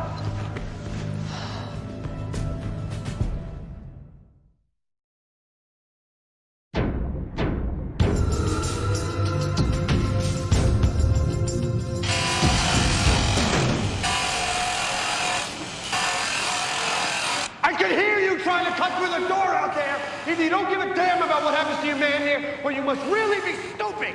Hold on. DACO to ESU. Stop trying to gain entry. What's it gonna take to get you out of there, Denby? You planning on moving in? Maybe some marathon. David Koresh, some Waco kind of thing. No. Haven't got any good food. So what are we gonna do here? I suppose I could ask for a plane. Is that what you want? A plane? I want to speak to Diane Russell. She's a detective at the 15th Squad. You wanna talk with Diane Russell? I'm assuming with all the information you have, she's been in contact with you. Forget it, Denby. I'm in charge. You deal with me. You're in charge? I'll see what I can do. I want to speak to Diane Russell. She comes in, I'll consider letting your agent go. If anyone else tries to come in, I'll shoot him. I'll talk to him. You absolutely do not have to go in there. If I don't go in there, that agent's gonna die. That's what you want to do, Detective. I got no problem with that. I've got my vest. This is you risking her life for your guy. Denby wants her, and it's her call. You're crazy if you think you're sending her in there. I'm the ranking officer, and I'll do what I have to get my man out. It's okay, Andy. Denby, Detective Russell's coming in now. You gotta open the door. Diane, let me go. God knows what he wants with you. It's all right. It's Detective Russell. Unlock the door, Denby. Why am I not surprised you were already here? Just close that latch on the door behind you. You want to talk? We'll talk. I'm not locking any door. Officer, I'm Detective Russell. Are you okay? I'm bleeding all over the place. Just hang on. Seriously, I really do appreciate you coming because I feel like I'm in need of a friend. Could probably cut yourself a decent deal, Denby. Task force needs you to testify against the Colombians. You don't know how close I came to school's out. You know, I must have committed some grave sin in a past life because every time I come close to the brass ring, it vanishes. You think your behavior in this life's gonna make things better for you? It was a beautiful plan. With my help, Yvonne was widening the net at Citywide. His delivery was supposed to be a test. 8 cities, 60 kilos of uncut heroin. Street value at $5 million. I must be missing something. Smack came into the country on Monday. We were set to pick it up on Wednesday. My plan was to steal it on Tuesday, sell the whole lot to a Chinese group.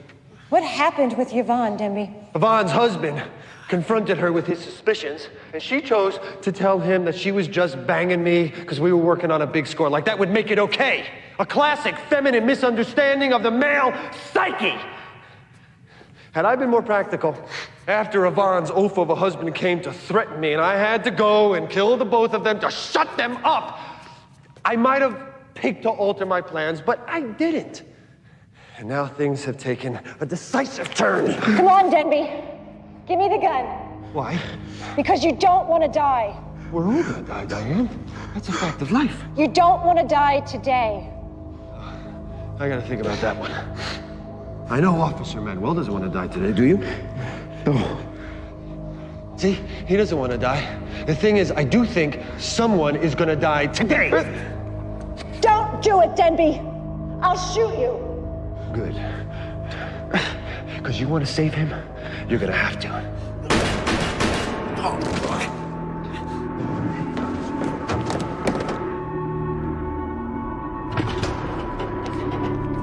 You all right? Yeah, fine.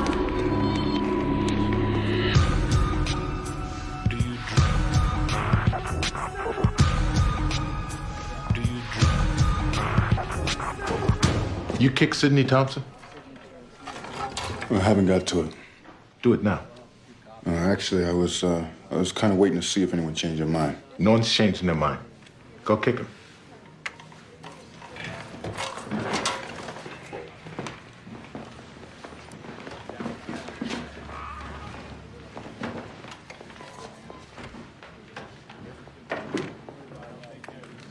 Harry Denby's dead. How? Diane shot him. He was holding the DEA agent hostage. Asked to see Diane. She went in. She went in alone? Sounds that way. And she's okay? Yeah, she's fine. She saved that agent. I should have been down there. She and Andy are on their way back in.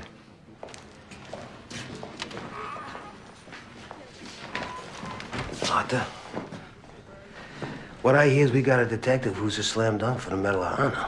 We're talking about Detective Russell. We may actually have a detective who gets a legit bump to second grade and not just for driving a commissioner. Yeah, that's great. That's the good news. Let's talk about the bad news.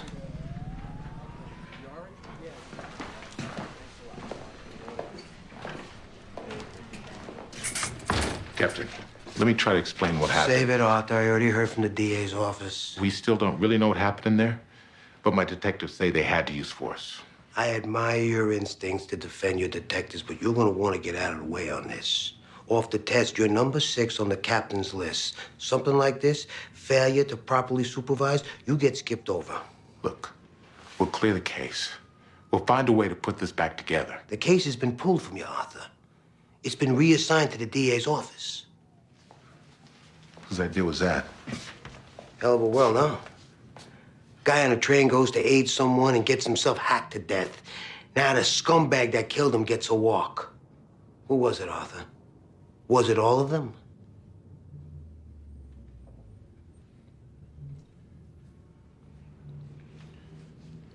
Sorensen says it was him. Okay then, Sorensen it is.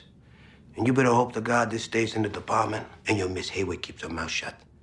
Because this story gets out to the press, Sorensen's a collar, and you probably get moved to transit. Sorensen's suspended as of now. Let's get him in here, huh?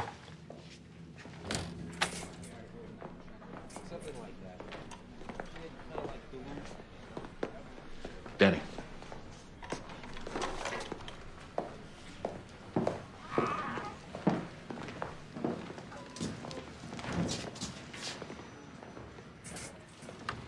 Detective, you're suspended. I need your shield and all your guns. For how long? We'll see if the chief wants to place you on modified assignment. Talk with your delegate. You'll get due process. Internal Affairs will be in touch. I'll have to get my off-duty gun from my locker. Double homicide kicked off you picking to play bully boy. You're lucky enough to keep out of jail on this. You may want to be thinking about a new career. I'm gonna go get my other gun.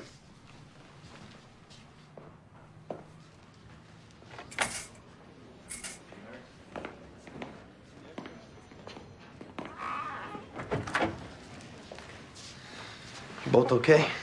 Yeah, we're fine. You okay? I'm suspended. I gotta get him my off-duty gun. That DEA agent, it's gonna be okay. That's great work, Diane. Yeah, ditto, detective. Make sure you make out your statement with the duty captain. Denby wanted me to kill him. I'm sure they'll make it a good shoot. Get your guns down to ballistics tomorrow for testing. And by the way, congratulations. You're gonna be up for a commendation. We'll have someone take it to the ER, get you checked for trauma. I'm fine, boss. No thanks to that Lieutenant Gomez on the task force. You're gonna need to make an appointment with the department psychologist. Sure. What the hell is going on with Sorensen? We had to kick that suspect in the subway slashings on account of Sorensen tuning him up to get a confession. How exactly did he get caught tuning up the suspect? He collared the guy, put him in the lineup. ADA Haywood saw the guy been beaten. And it was ADA Haywood who called the borough? Well, it wasn't like she had a whole lot of choice, Andy. Sorensen put a beating on the guy. He had a cut lip, swollen face. Guy started shouting in the lineup. People heard. Everyone a potential witness as to what happened. So this is on Sorensen? Yeah.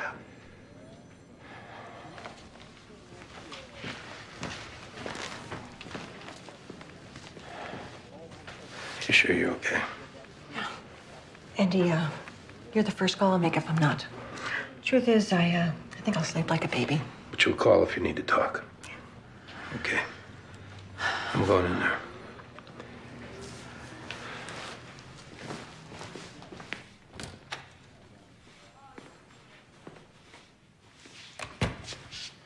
I know. You don't gotta tell me I screwed up.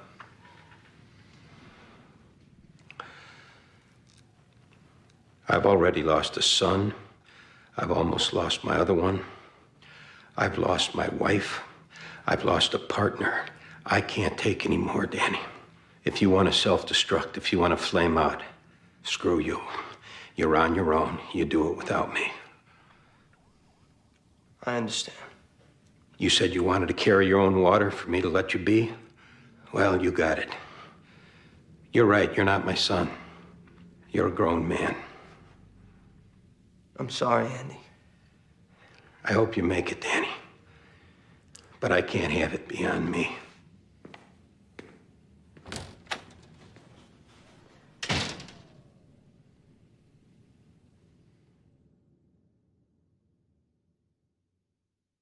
You know, everybody's acting like this is the first time a suspect got leaned on. This isn't the first time, Danny. And that's part of the problem. And ADA Haywood, she was here when you did it. She's a witness. So what do you think the odds are of her playing dumb and risking her career to save yours? You need to know, Danny, even if the DA doesn't indict, word I hear is you're gonna have a problem. A career-level problem, because the job is gonna be looking at you for blowing this case. Is the word you're hearing that I'd be done as a detective? We gotta wait to hear from the DA. Meantime, you're unmodified. Catch up on your paperwork and lay low.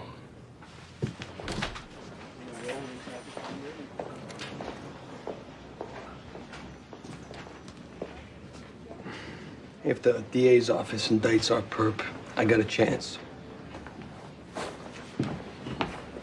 Hi, may I help you? Yeah, Detective Connie McDowell, supposed to report to Lieutenant Fancy. What for? Burrow said you were short on manpower and you need another body over here. Did they say how long you'd be assigned? No, they didn't. That's Fancy on the phone. Is there a mix-up or something? Because as far as I know, I was assigned here. Sorry. Diane Russell. Hey, this is our PAA, John Irvin. Detectives Andy Sipowicz, Danny Sorensen, Greg Medavoy, Baldwin Jones. Nice to meet you. Stabbing at the Gerard. Suspects detained at the scene. Victims en route to Bellevue. Burroughs sent her over to help out. McDowell, right? Yes, sir. You meet everyone? Yes, sir. Okay, why don't you partner up with Diane? You two head over to the hotel. Greg and Baldwin, go to the hospital. Victim's name, Ross Fitzpatrick. Andy, check if anything came off night watch.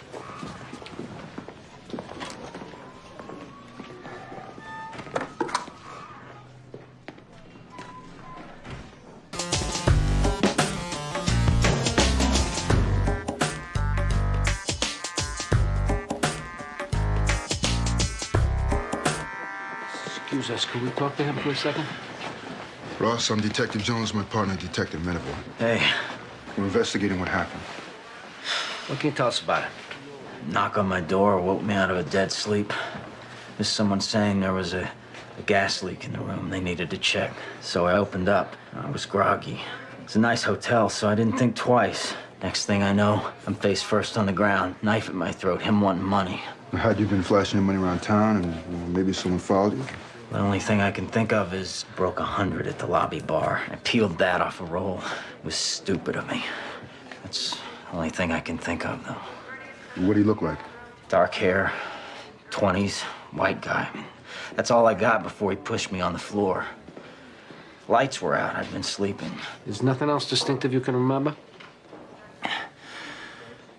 Guys, I'm in a lot of pain here. Yeah, all right, you rest up.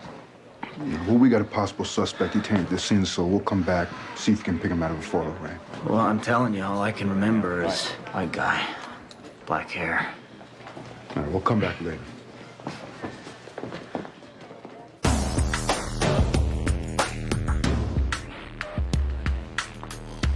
What do we got? Hotel guest, Ross Fitzpatrick, stumbles down to the security desk butt naked, bleeding like a stuck pig. He's at Bellevue. Who's the skull? We get the call, security lets us in the room, and that idiot's passed out in a chair with this in his mid. What has he told you?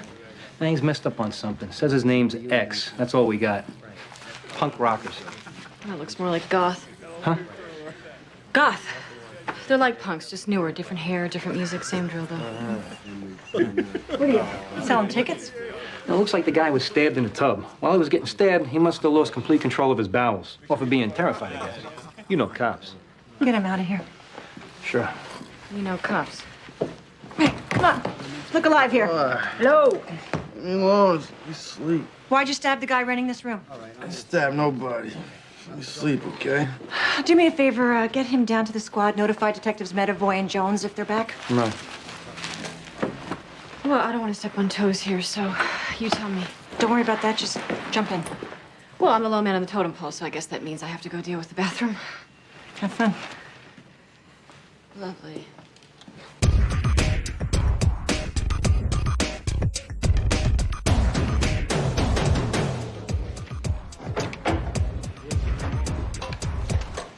Hey, Victim says it was a straight push and robbery.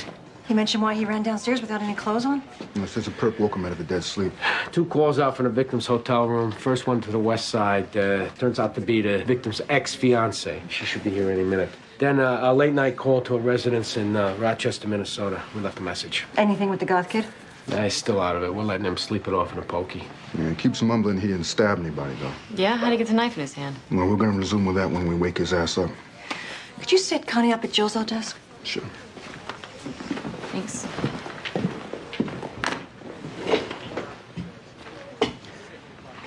How you doing? Okay.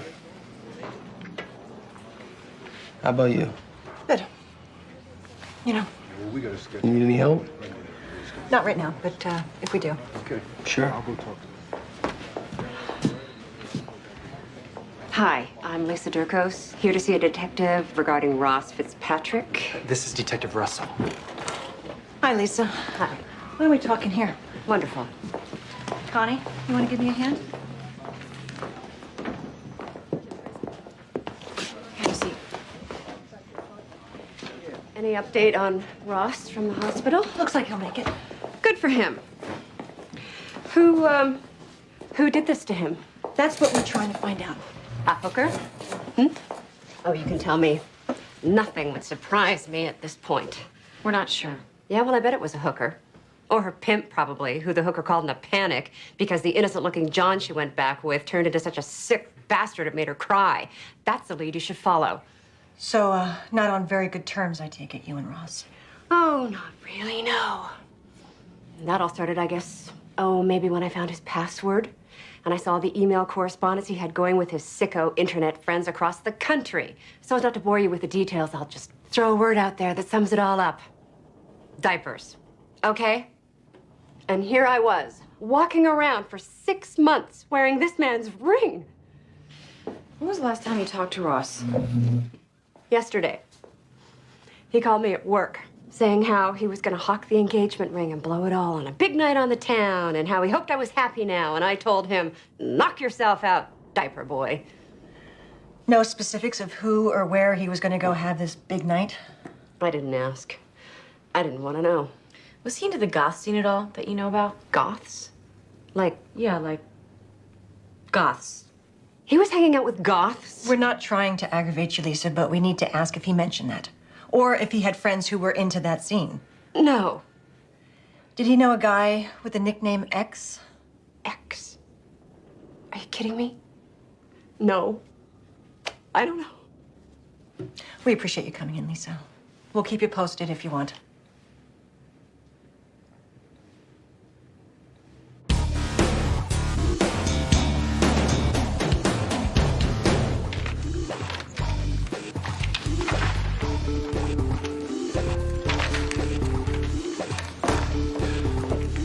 Thanks, John. If you need me, I'll be fighting crime at my desk. May I help you? Yeah, my name's Dominic Romano. My son Giovanni was killed yesterday. Here to see what's going on with the investigation. I'm Detective Sipowicz. What are we talking here?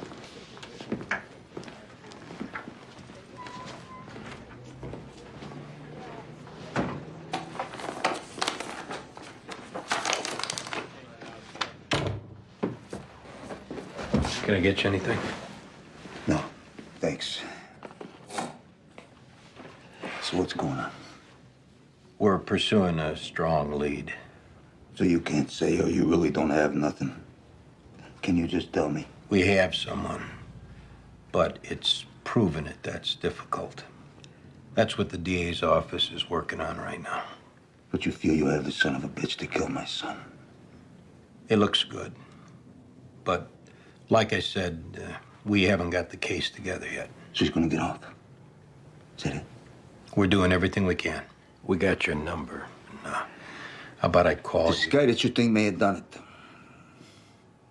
Could you please tell me if he had Giovanni's necklace on him? It is the one thing that my wife would like to get back. He was wearing a necklace yesterday? When I had to go identify the body, the necklace was gone. The people at the morgue didn't have it in its belongings. What kind of a necklace was it? It was a gold crucifixion chain with Giovanni's initials engraved on the back.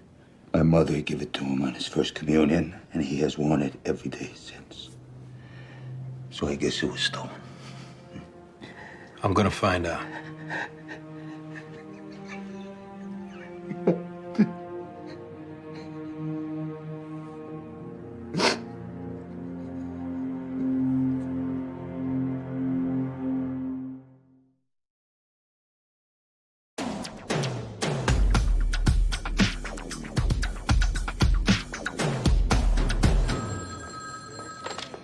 Squad.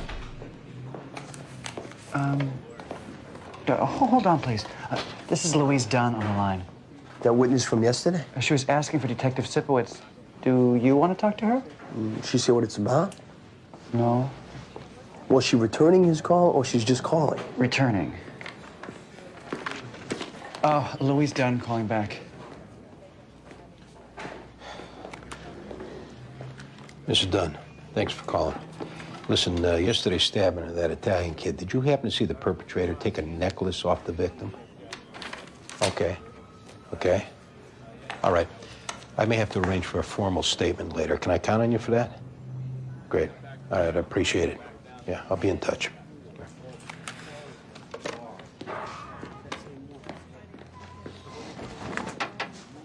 I'm gonna take off for a while. Why?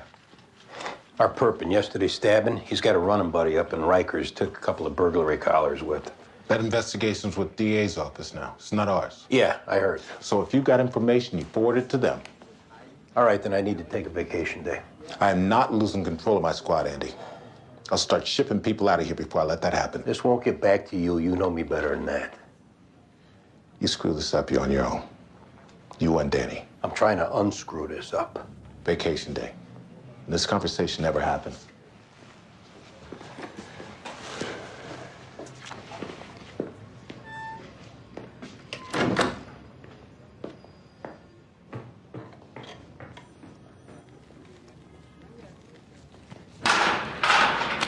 Come on, let's go. Let's go, get up. Come on, get up. Oh, this is for real, man? So how'd you get the nickname X? Little appetite for ecstasy there, pal? Short for Xavier. It's my last name. Oh. What's your first name? Howard. Anybody got any smokes? Looks like you had a rough night. I had a great night. Waking up sucked, though. So I didn't knife that dude. You mean you don't remember knifing that dude? I didn't knife him, period. Well, if you didn't do it, then who? Housekeeping? That's Dio or Raven. They were still partying with that rich dude when I passed out. So what are these friends of yours, this Dio and Raven? Are Dio and Raven your friends? Kinda. They've been in town like a week or so, I guess. And how did all of you hook up in this rich dude's hotel room? We were drinking beer late. It was like 3 a.m. in Tompkins Square Park when this rich dude walked by. He starts talking to us all hip and everything, trying to be all cool like he knows our scene. All right. Then what? And then he says he's got this nice room at the hotel, and if we want to come over and order room service and keep partying, we're like, sure. You know Dio and Raven's real names? Raven's name is like Tracy or something. It's Dio. What happened when you got up to the room? Oh, we lived it up, man. It was awesome. We had steaks and champagne from room service, fully raided the mini bar, big bathrobes. And then I parked it on the couch, punched up a porno on the TV, which is a total ripoff because they don't even show any real action. And what were Dio and Raven doing?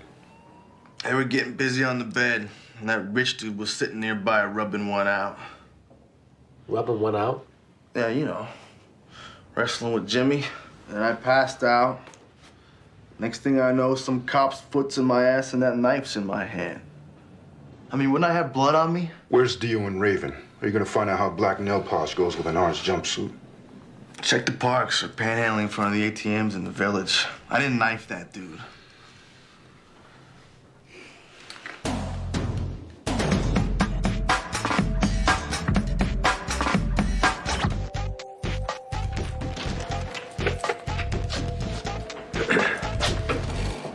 How's it going, Darius?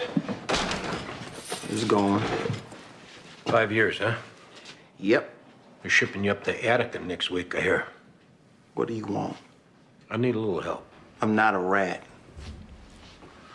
Let's pretend you're back on the street. And you come into some merchandise you're looking to off in a hurry. Who's your main receiver that you'd most likely do business with? Listen, man. Why don't you just get back in your car, turn on your little oldie station, and get back home? I hear you got a wife and a baby girl. Hey, don't talk about my family. You hear me? It's a 6-hour drive up to Attica. How many times do you think you're gonna see him in the next 5 years? Shut up about my family. Because I don't give a damn, man. If you did your 5 years in Coxsackie, that's a 2-hour drive. Probably see them a lot more, don't you think? Yeah. Probably will see him a lot more. Who would you off your swag to, Tompkins Square Park area? You get me transferred to Coxsackie. That's right. And you not dicking me around. No. Guy named Choppy. He owns a bodega on the corner of 9th and B. I'll go to him first. I'll have the DA's office start the paperwork on your transfer end of day. Happy trails.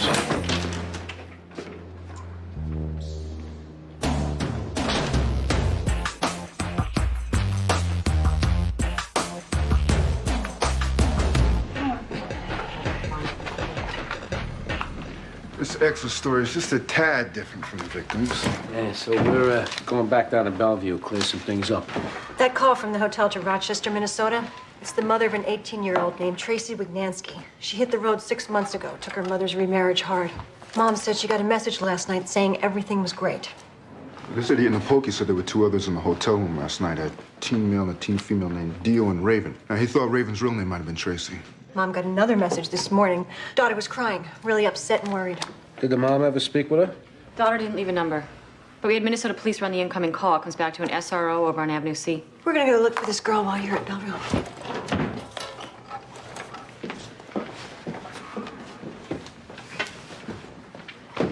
If this girl's mother calls back with anything, you can reach us on the radio. I'm all over it. Thanks. I just want you to know that I didn't run my mouth about Sorensen hitting that suspect yesterday. But Well, at this time, based on the admissible evidence we have, are you going to indict our suspect or not? No. The chief of detectives has been pushing my boss for an answer, and that's the one he's going to get because we don't have enough. Has the suspect come forward? Filed a complaint? No, and we haven't heard from any civil attorney on his behalf. Lieutenant, I'm not going to lie if they press me as to what I saw. Best case, if the media doesn't get a hold of this, Sorensen's looking at a 10-day rip. Worst case is... I know what the worst case is. I just wanted you to know that I didn't get the ball rolling. No. He got the ball rolling all by himself.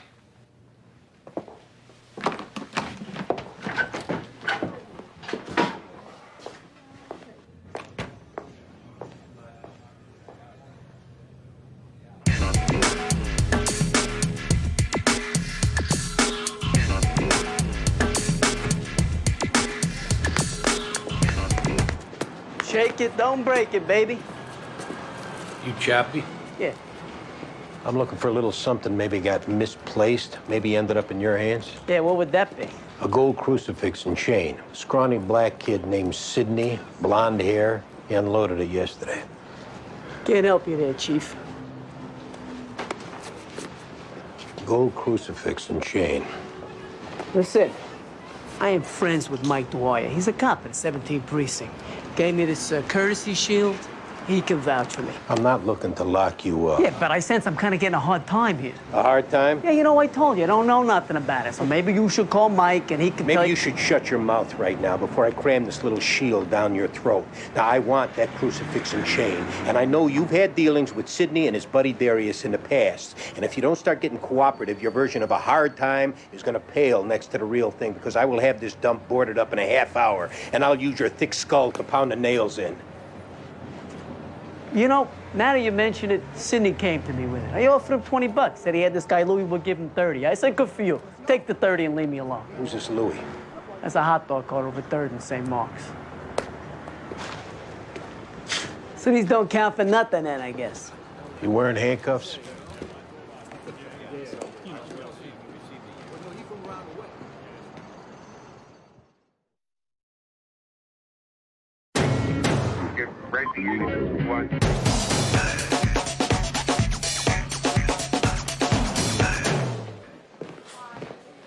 Hey, Ross, we're back.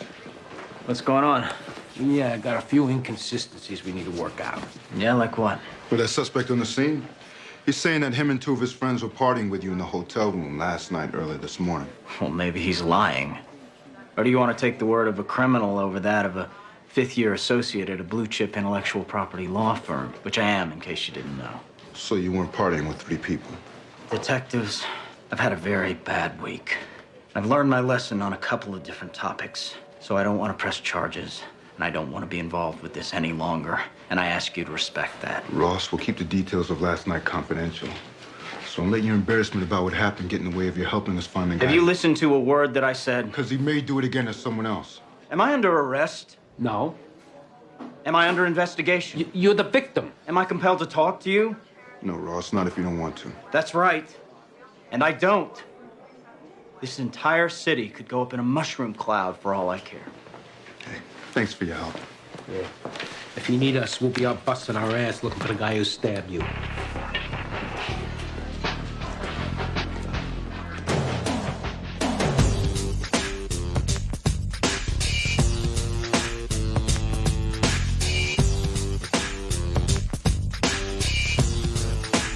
You Louis? Thanks. Louis, is it? Yes, sir. What you need? The gold necklace and crucifix you bought yesterday. Maybe 2 years ago. I'm out of the swag business. Strictly hot dogs and pretzels these days. So if you're hungry, I'll be happy to make Take you those sunglasses off when you're talking to me. Just trying to earn a living. Yeah, everybody is. Are you in line? Some other time, pal. All right. Now, one of two things is gonna happen here. You're gonna give me that gold crucifix and chain that you bought off Sydney for 30 bucks yesterday and continue on selling your francs, or the cops are gonna eat them all while I'm vouchering your cart down at the station house.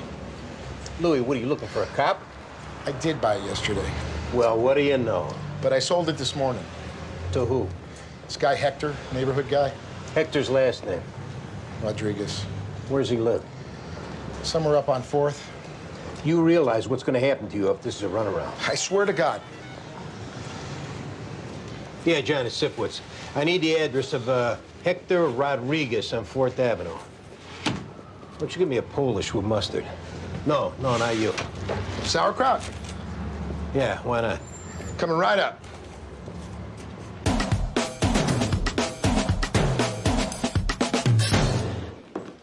Your mom's been calling. What'd you tell her? Bet you might be in real big trouble. But I didn't do anything. Were you in that hotel room last night with Dio and X? Yeah, but I didn't do anything. Who did?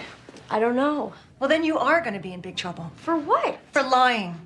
There's no way I'm gonna go against Dio. All right, look.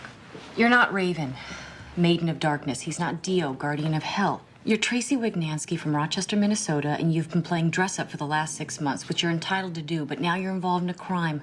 And if you don't give us Dio, your mom, who's worried sick, gets a phone call that her daughter's being charged with attempted murder. So, wake up. My mom's really worried about me, or are you just making that up? She's been calling all day, wanting to know when she can come get you. She's gonna come get me? She said that? Yeah.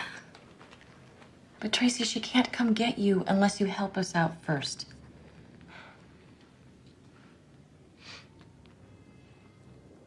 His real name is Shane Morrissey, and I'm supposed to meet him at the bus terminal on 8th Avenue in about an hour. Okay? What happened last night? We were all partying, and Dio and I started, fooling around, and the guy whose room it was asked if he could watch. And Dio said, okay. So then the guy walked over, and I felt his hand on me, and Dio got mad. And the guy stopped, but then I felt his tongue on me, and Dio got really mad. And then we left. No, you didn't leave. I don't want to say anything else. You're gonna have to. Our souls are together. Your mom's not going to be able to come get you. I love him. I shouldn't have told you anything.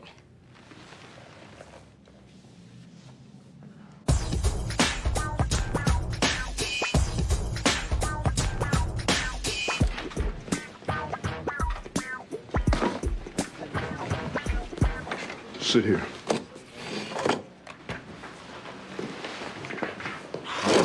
Sudden travel plan, Shane? My name is Dio. Dio. That's good.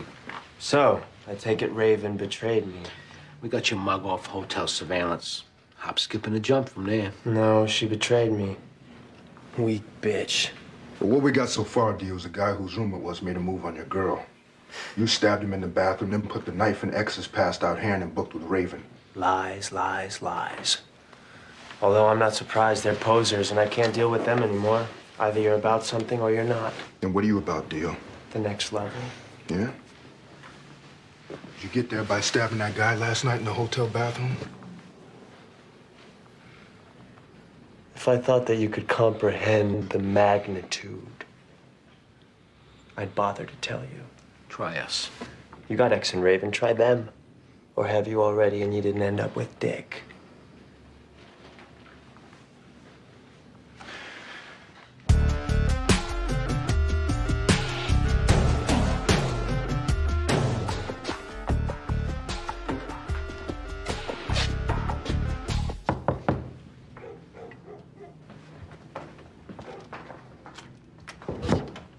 Yeah, You, Hector Rodriguez?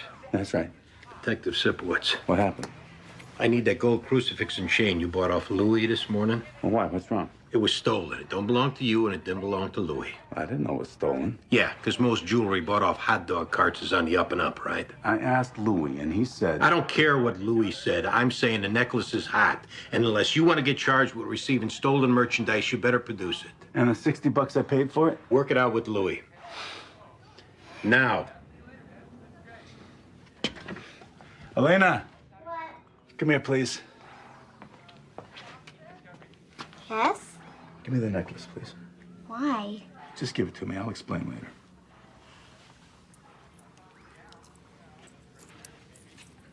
There. There was a mix-up down at the store where your dad bought this. The owner is very sorry. He asked me to refund the money so your dad could get you another one. I'll work it out with the owner later. Take this. He insists. Thank you.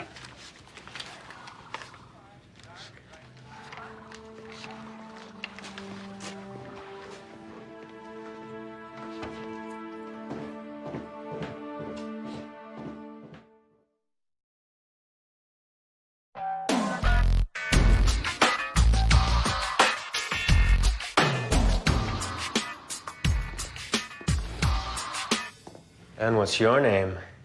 Detective McDowell. I mean your first name. Connie. Have a seat, Dio. Why, thank you.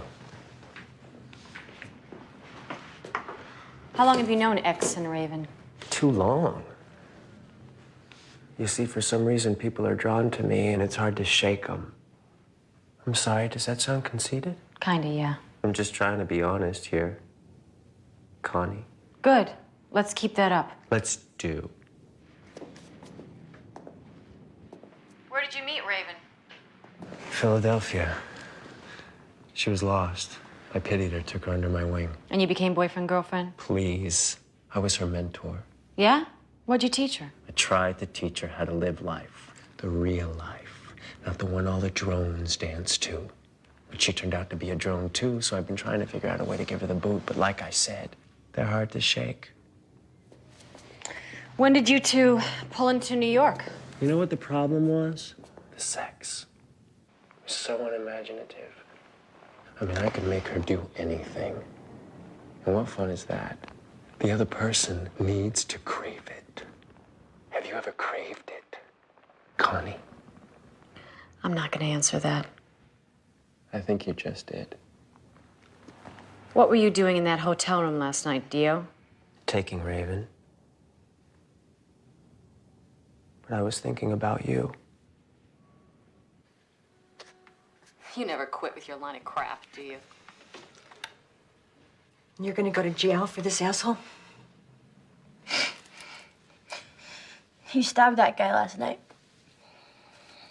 I saw it. Come on. Let's go write this up.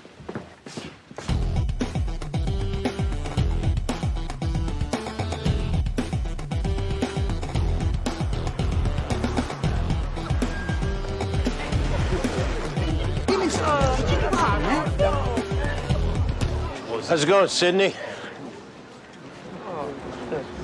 What's up? Come on, we gotta go talk. About what? I'll tell you when we get there. You one of them cops from the 15th precinct yesterday. Yeah, that's right. That's right. One of your boys beat on my ass yesterday. Come on, Sydney. Let's go. Nah. I don't think so. Cause see, I'm still deciding whether or not to get a lawyer and sue your ass. Get on with it, Sid. Get on with it. Yeah, well, that's a conversation for another time. Hey, man, let me have a drink here, brother. All right, put the bottle down and let's go. Don't you tell me what to do, old man. I come down there and kick your ass. Yeah. You there? Back.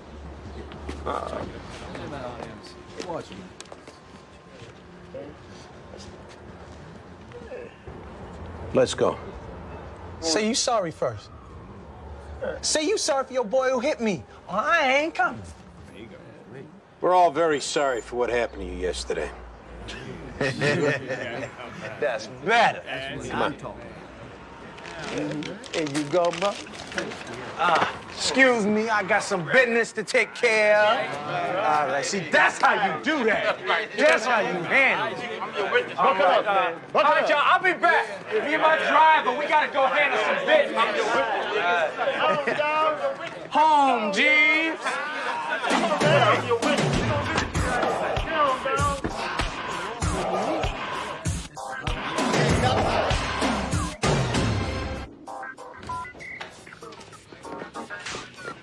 Where's Connie? You got us now. She said that she was gonna get me a drink. Connie changed her mind. Well, I'm only talking to Connie. Your ex-girlfriend gave you up, Dio. Oh, yeah? How do you know it wasn't her who killed that guy? Well, that's your story? You're gonna pin it on your girl? I left. I don't know what happened. So if it falls on Raven, it falls on Raven. Right, Dio? I answer to a higher power, and my faith cannot be broken. Everybody else is disposable. Well, thank God you got a big mouth. So help yourself out and tell us your version, or don't. You're going up either way. Yeah, it's lucky for you that rich guy lived. He just got upgraded to stable about half an hour ago. That shaves off 20 years for you. Time means nothing to me. It's a harness that you drones have accepted, which has kept you in bondage. So that... Just write down what happened and save the Dungeons and Dragons Act for your pen pals. I have a message for you. You must komsten for komsten firite den ston. Isten sunten dia shtum komsten. Isten. Don't do that again.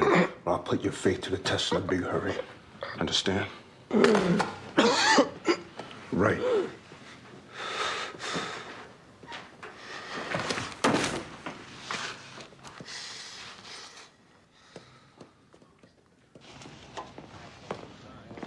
Greg and Baldwin still taking DL's statement? Ease it up, Pop. Shut up. What's open? Interview 3. Andy. Josh, take him over there.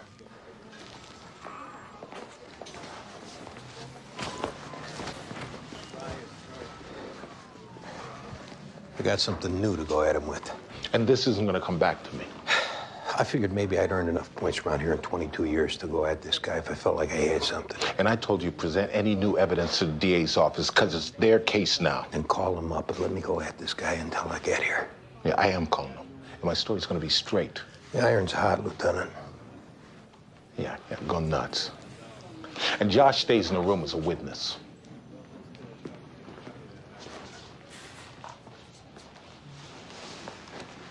Do you and me need to have a conversation about how what happens in a squad stays in the squad? No, sir.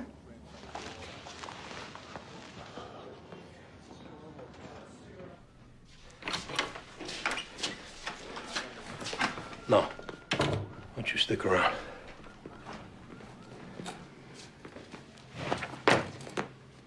What, you gonna hit me some more? If I was gonna hit you, it would have been back on that stoop. Maybe you're gonna do some of your pervert things. You probably like that, huh? You believe in God, Sidney? Why? You a priest? I'm asking, you believe in God? Sometimes. Yeah, I hear you. Sometimes he's there, sometimes he ain't. That's right. Yesterday, what with you stabbing Giovanni to death, and then admitting you did it, and us making a mistake, beating on you, ruining your confession, and you walking because of it, I figured it was one of them sometimes. God must have been busy somewhere else. I ain't killed that guy. That's why God was busy somewhere else. But today, I found out God's looking right down on top of us. He is, huh? Well, I don't see him. Is that him? You know what you did that forced him to finally step in and make you accountable, Sidney? Tell me.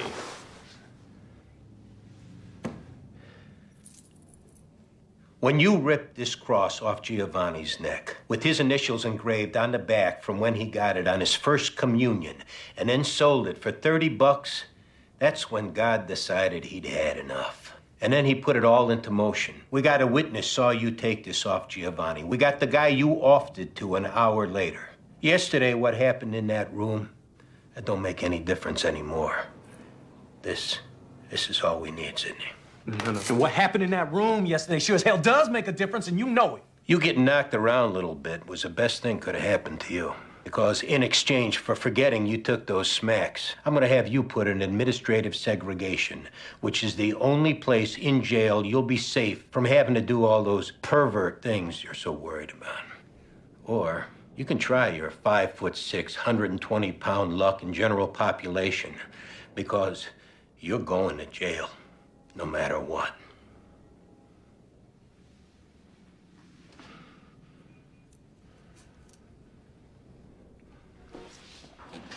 All right, then, stand up, Sidney. You know what's weird? What? I had a cross once look just like this. My mom's gave it to me, but it got stole from me, too. I just now remembered that.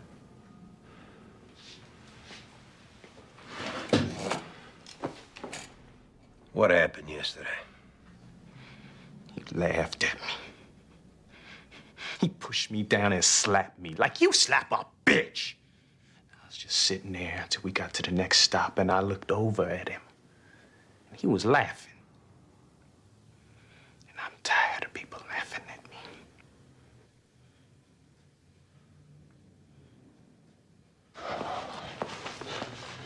You can take off. Do you need me tomorrow, or? Oh, that's the borough's call. Got it. Yeah, thanks for your help.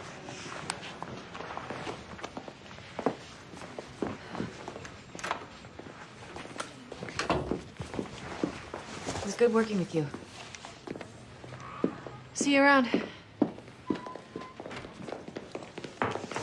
Seems nice enough. Yeah, she's a good cop. He went. That's a necklace he stole off the DOA. I got a witness saw him take it, and the guy he sold it to. And he's come off that tune-up from yesterday. In exchange for what? Administrative segregation while he's in prison. The DA is going to take a statement in the morning. Do you want me to stay and type out the 5s tonight? Do what you want.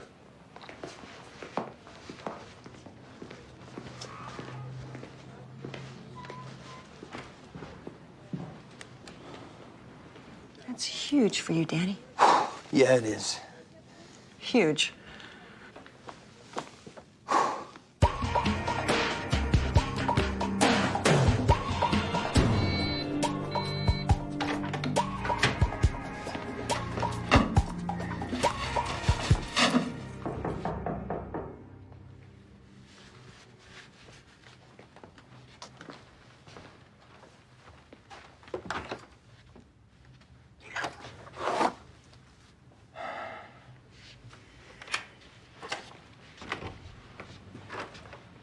Hey, They were sleeping.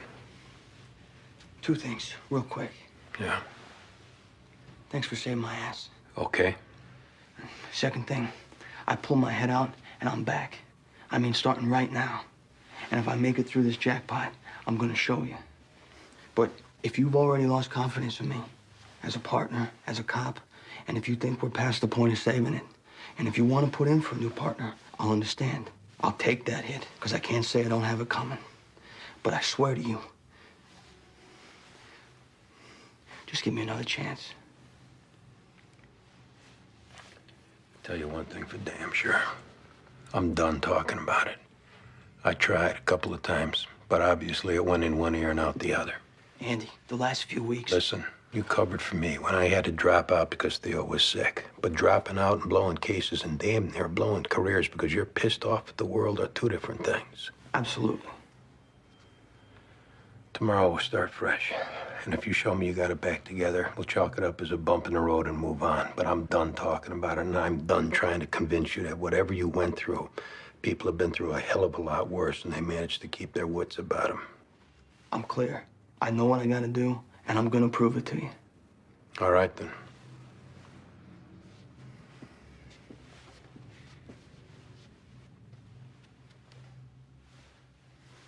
Good night. Yeah, good night.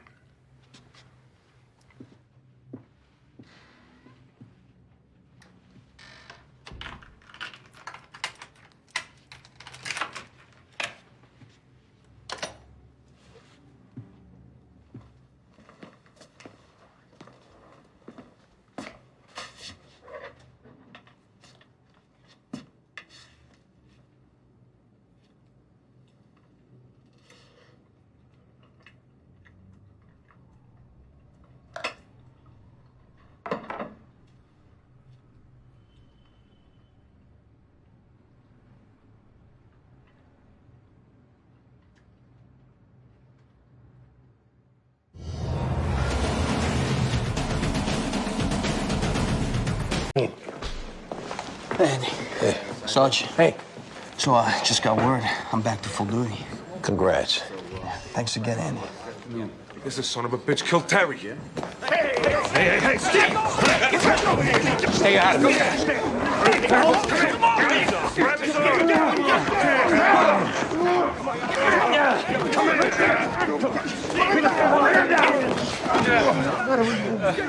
Now! What the hell is going on here? The son of a bitch killed my brother! How many times are you gonna let this guy attack me? Take this mess upstairs to the squad. Get him up to interview 3 and take these 2 into the pokey. Szymanski, you stay out of this. My cousin. We just lost his brother. You stay out of it till you hear from me. Well, I can't handle myself. You need to keep your hands off people for a while. Got it? Okay.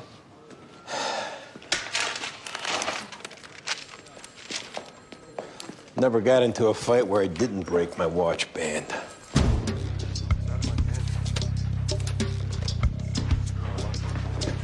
Got a robbery and stabbing over at the Pastimes Antiques Mart. Victim's Captain Bass's wife. Oh, jeez. EMS taking her to Bellevue. You want us to meet her there? You and Greg check out the crime scene. Diane can go over to Bellevue. I want to call the borough, see if I can find Captain Bass. So what happened downstairs? We got a vehicular homicide. AIS is there now, but the first cop on the scene has witnesses saying it was accidental. But what happened downstairs?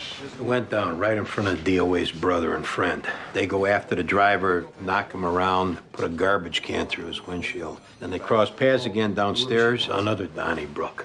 How's Szymanski involved? The DOA and the brother flipped out. They're Szymanski's cousins. And he's looking for a little rhythm. Yeah. So how's the driver? Oh, he's pissed, but, shook up. Injured in the fight? Nothing broken. See if Szymanski will cover any damages to the car, and if so, try and get the driver to come off the assault.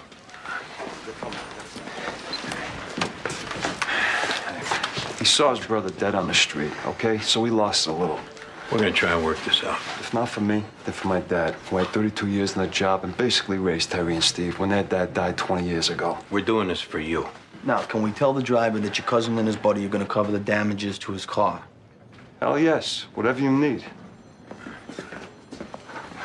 Sorry to hear about your cousin. Thanks. I'll be on the edge, John. Okay, Lieutenant. All right, why don't you wait here? We'll go talk to this guy. Is Fancy hip to all this? Yeah. Great. Hey, it was his idea, you covering expenses to get the driver off the assault. Does he know the driver's black yet? Why don't you keep your mouth shut and quit while you're ahead, Szymanski?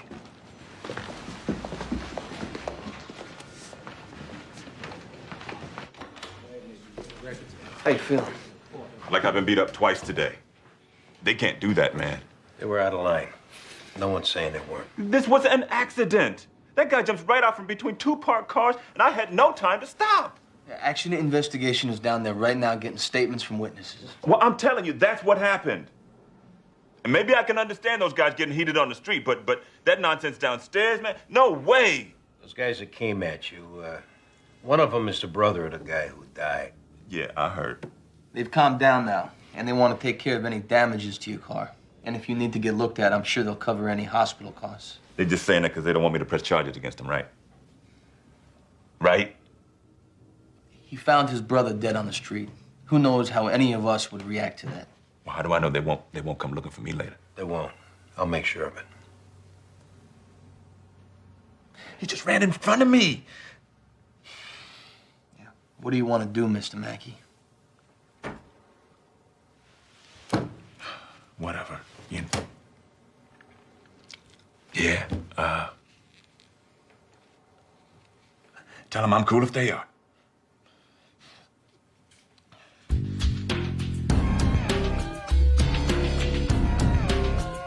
Thanks. Mrs. Bass, I'm Diane Russell from the 15th Detective Squad. My husband is Captain Bass. Do you work for him? He's our zone commander. Where is he? Has he been notified? He's on his way with my lieutenant. Doctor said it was okay if I asked you a few questions, if that's okay with you. Well, I already told what happened to the uniformed officers. Well, could you tell me?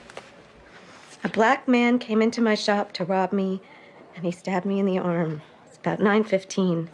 I came in early to do some paperwork. This is the Pastimes Antique Mart on 2nd Avenue. But I have my own shop. They give us all keys to the front door so we can come and go on our own time. Did you see anyone else in the building you didn't recognize? No. I did see Josie, She sells autographs on the ground floor. Was the man waiting there when you got to your shop? No. I was working in the back. And when I came out to use the restroom, he was going through my bag.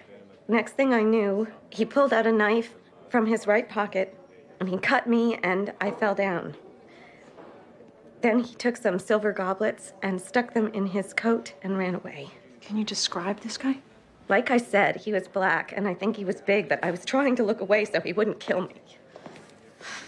Clifford, it was a nightmare. I thought I was dead. It's okay, Nikki. Calm down. It's all over. Oh, I lost blood. How can I ever go back there? Not enough. He robs, so he's got to cut a helpless woman. His stitches hurt. I think my medication is wearing off. Could you find a doctor? Sure.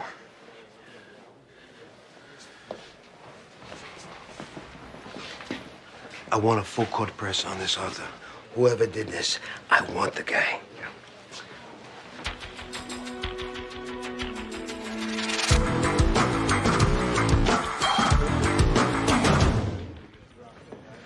Counselor? Am I in the way? Yeah, but we'll let it slide this time. Thanks.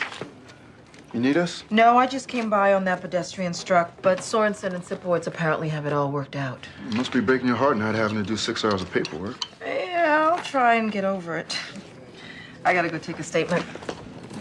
Say, Deep, I got these 2 tickets for tomorrow for this doo-wop night they're having at the Chanticleer, but Katie's doing a play at school. I noticed you got some doo-wop CDs in your truck. You did, huh? Go ahead, take them. Well, back to work.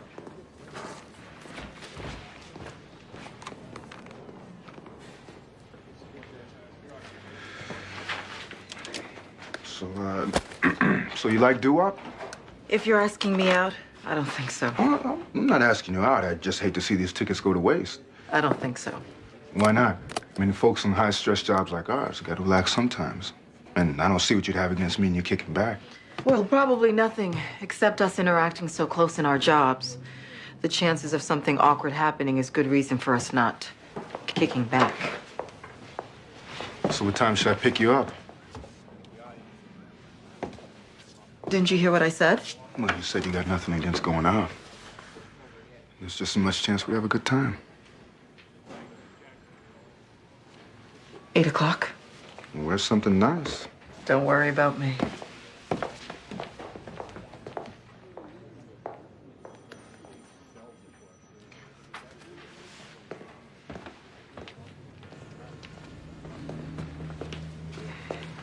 You got a minute? Sure, partner. How long you been working that one up? Working what up? I had a couple of tickets I couldn't use. Greg. I figured you two could use a little nudge. Uh-huh. Did you ask her? That's none of your business.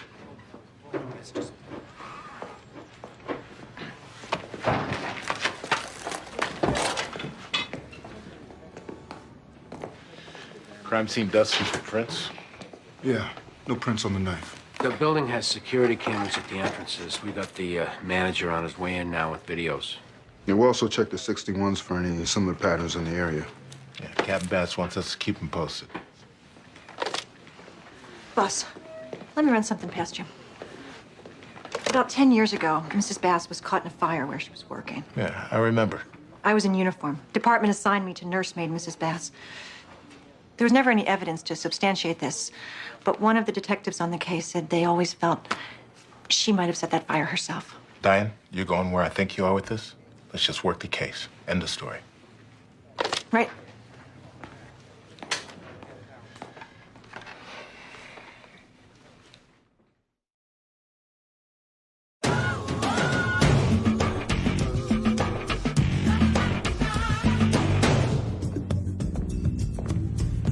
This is my dad, Bill.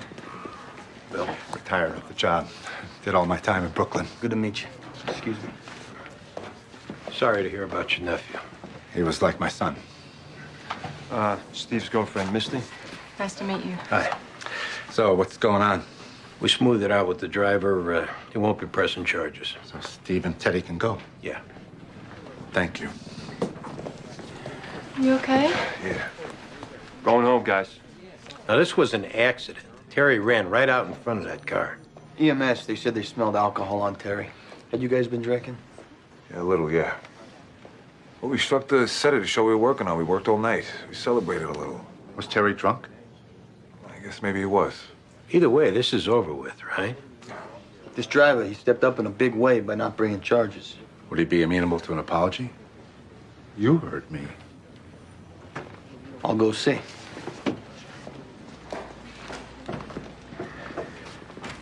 If either of you two see him on the street and even look funny at him, we're locking you up. I got it.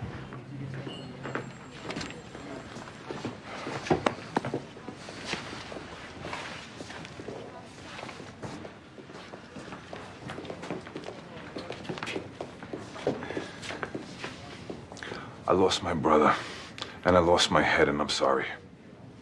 It was an accident. Okay. And I'm sorry you lost your brother.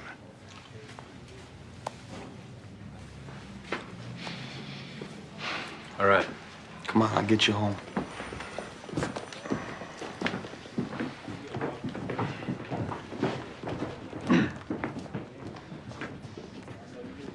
Thanks.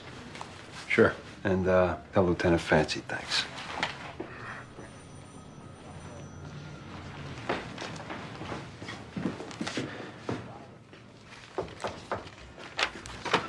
Captain, how's your wife doing? She's in a panic. She can't sleep. They had to knock her out with drugs. She says she's never going back to work as long as that maniac's out there. So she's still in the hospital. Yeah, they're keeping her overnight. Where are we with this case?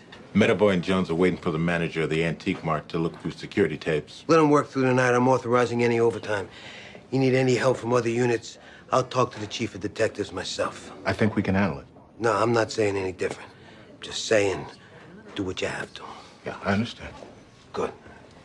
Any developments, I want to be kept up to speed. Absolutely.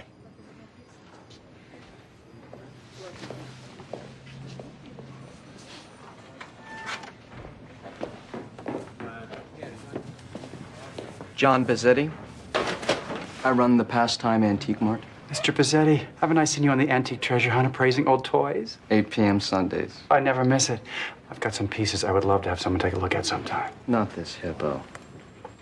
No, I've got some lead soldiers and one of those old teddy bear stuff with straw. Here's my card. Call me. I'm here to see Detective Jones. Detective Jones.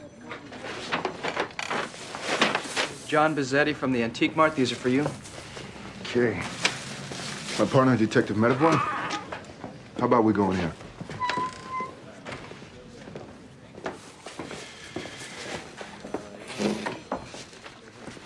How's she doing, Mrs. Bass? She's stable for the moment. I did consider shutting down for the rest of the day, but there's a flock of buyers in town for the American Furniture Show at the Armory. Well, were you around this morning when Mrs. Bass got attacked? No. Last night I stayed over visiting my sister in Astoria. Now, besides security and the janitors, who else you got working in the building? We have our own men handling stock and deliveries. I brought a list of names and addresses. Selling cups and plates, you wouldn't think Mrs. Bass would be a prime target for thieves. Mrs. Bass deals in 19th century black label Balik china from Northern Ireland. Your average thief might not know there isn't much demand. I just meant it wasn't something you could pawn easy, like jewelry. This is the file we keep on shoplifters, those who aren't other antique dealers. I take a photo, get whatever personal information I can. I then have them sign a form saying if they're found on the premises again, they will be charged with criminal trespass. That's very organized. Thank you.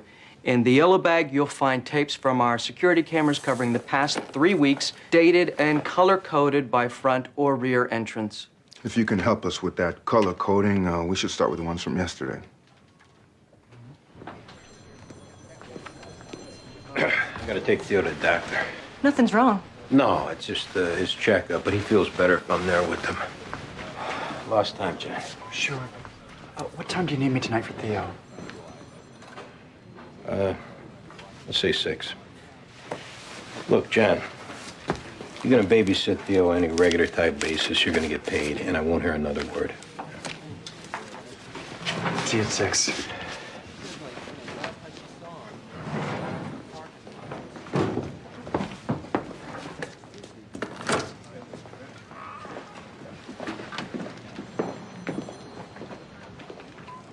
I was wondering, would you like to grab a cocktail later? Maybe you could bring that lead soldier. I'd love to, but I have another engagement. Was it serious? No, I'm just babysitting. Awfully domestic. Got my card. Hey, Diane, you got a minute for me? Sure.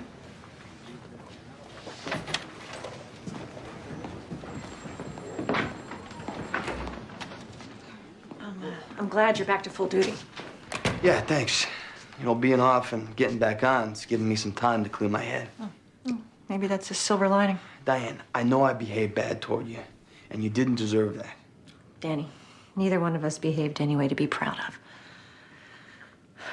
I just hope we can still be friends.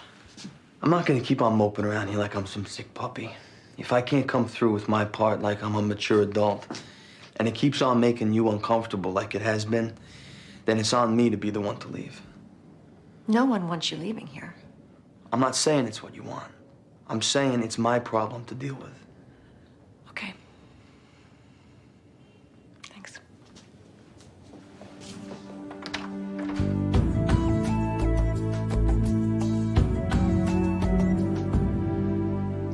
Are you sure this doesn't bother you? Not at all. I made that face a couple of months ago. Yeah? It's nice. Hobby? No, I took a class. I've been thinking about doing that myself. Learn Italian or something. I've been saying that for a couple of decades, though. I'd been saying it for 16 years. That's when I moved my mother in with me. She was sick. Yeah, I remember Eddie mentioned something about that. MS.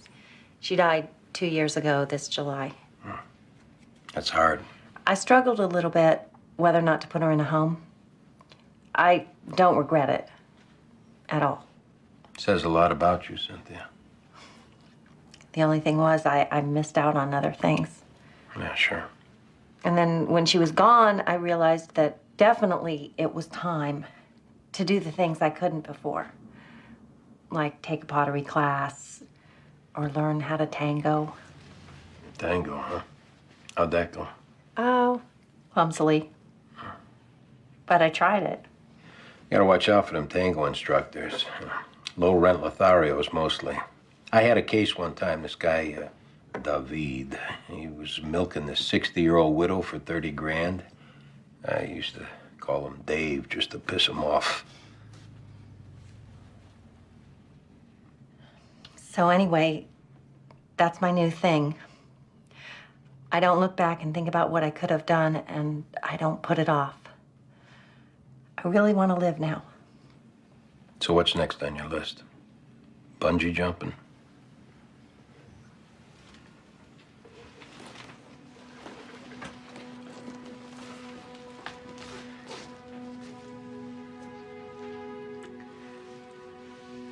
You're next on my list, Andy.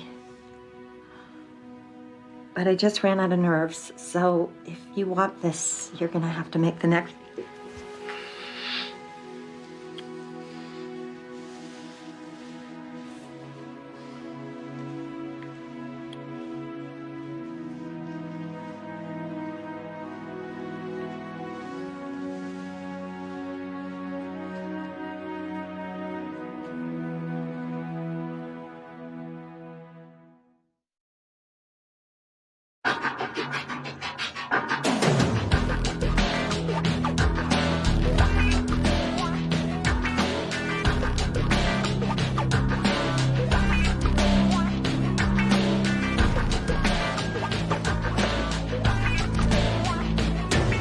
Call us out at 7 in the morning for a bar brawl? Bar brawl featuring the brother of the guy got killed in the struck pedestrian you caught yesterday. That's Steve Reardon, Szymanski's cousin?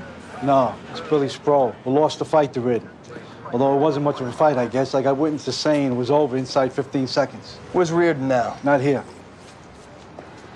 Growing a mustache, huh? Little birdie tells me it's going good with you and my niece. Well, we've had some nice dinners. I just want to get this out of the way up front. When you two get hitched, you can call me Uncle Eddie.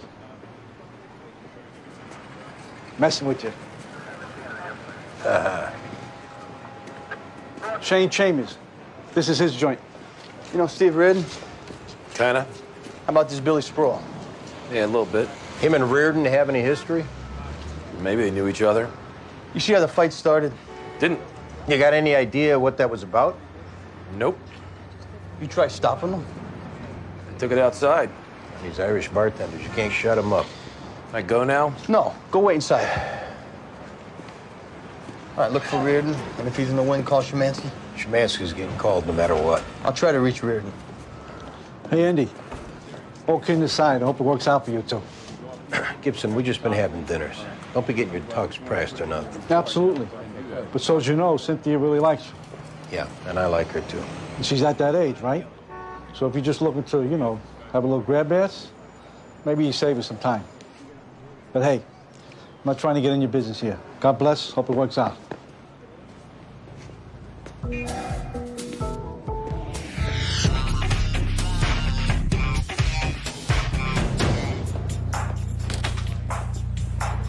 I need to talk to you guys. Yeah? We've been needing to talk to you too. My cousin Steve got in a fight. You didn't get none of the messages we left you? I've been out since 5 a.m. dealing with Steve.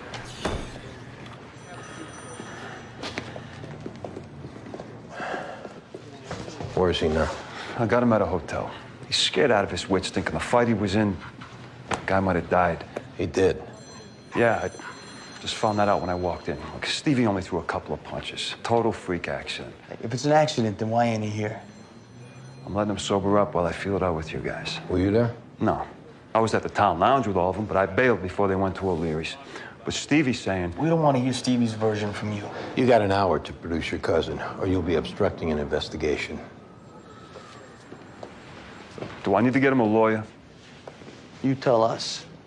This was an accident. Then go get your cousin and we'll work it out. I know how to ruin a man's morning. Well, don't worry, you'll be getting a formal letter of apology in the mail. Just go get me some breakfast in bed. So, where were you yesterday morning, Jesse? Say 9:30. In bed with my other main girlfriend, Shauna. Other main girlfriend? Oh, my man here. So, Shauna's prepared to tell us that you were with her? Sure. So I guess where you weren't was the pastime antique mart. Antiques? Do I look like I'm into antiques to you? Well, we got you on videotape going into the place yesterday morning at 9:05. Oh, pastimes. I just know it as pastimes. The knick-knack place. Antique part kind of confused me. You all right? You need a minute? Yeah, I was there browsing.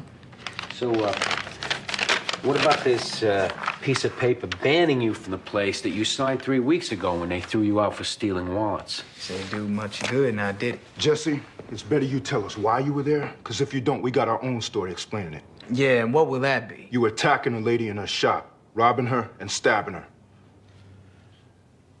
All right, well, then I'll tell you why I was there, all right? The Antique Mart folks get in there early, toss down their purses, go hit the restrooms thinking no one's there but themselves. So you were there yesterday grabbing up wallets?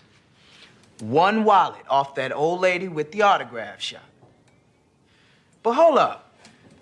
Was there really a lady stabbed, or did I just get worked into admitting I stole a wallet?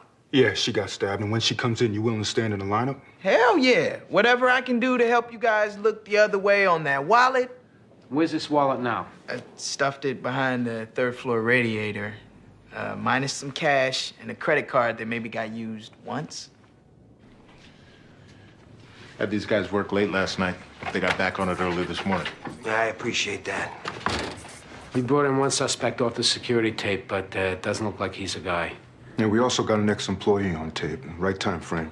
Got fired 2 weeks ago for stealing the jade statue from the stockroom. Building manager said he got real angry, mentioned something about payback being a bitch. And this guy wasn't home last night, so we're gonna go look for him now. All right, go ahead and do that.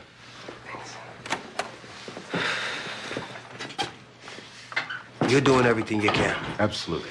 Because I got enough on my mind already. I got it covered. Why don't you go be with your wife? Nah, I just can't sit there. Not while her attacker's still out running around.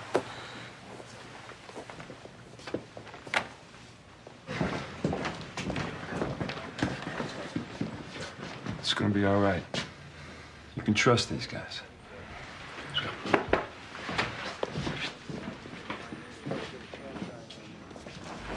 Sit down.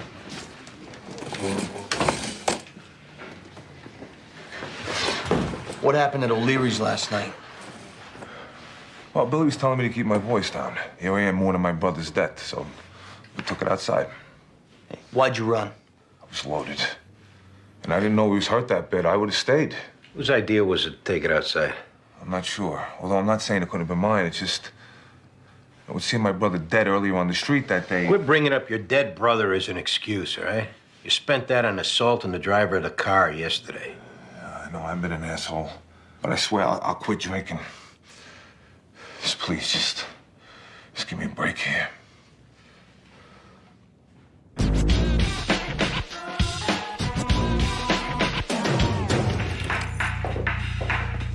Napoleon rap? Wow, what you want? Yeah, we need you to come down and answer some questions. No way. Go get him. Hey, come here.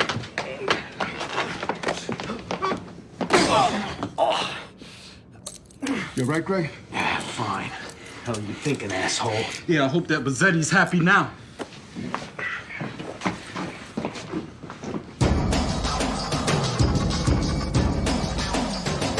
Man, he told me I was going to jail. I just been waiting for someone to come and get me. Yeah, who we talking about, Napoleon? Bazzetti, John Bazzetti, the guy who runs the place I work, or used to work.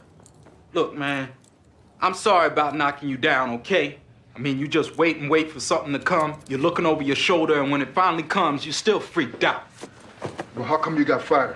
I used to work there as security for 2 years. 6 months back, the place gets sold. The new owners give us this Bazzetti. Gets out his broom, wants a better image. One by one, he starts moving out the old crew for these pretty boys. Bazzetti told us you stole a jade Indonesian statue. He knows I didn't steal that statue. What am I gonna do? Throw away my job so I can stick some ugly-ass green elephant on my TV? Construction workers probably took that statue. It happened on my watch. That's why Bazzetti says I did it. I'm telling you, I didn't take it. So if you don't work there no more, what were you doing back there yesterday morning? Surveillance tape shows you coming in at 9:17. I went to pick up my severance check. That's it. You left a half hour later. Took you that long to get your check? The woman in accounting said she was having problems with her printer.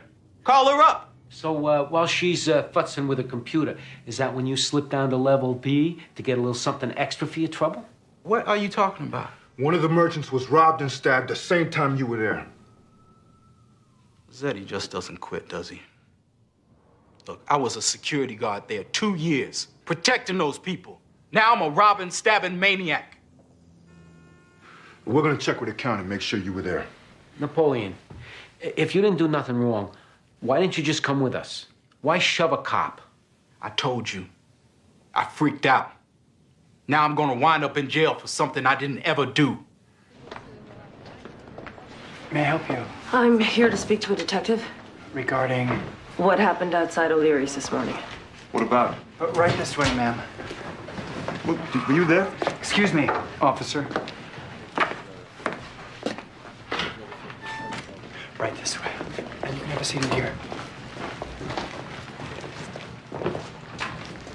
Detectives, there's a woman in the coffee room who wants to talk about what happened at O'Leary's this morning. What's going on? Sit down. Did Szymanski hear what she came in for?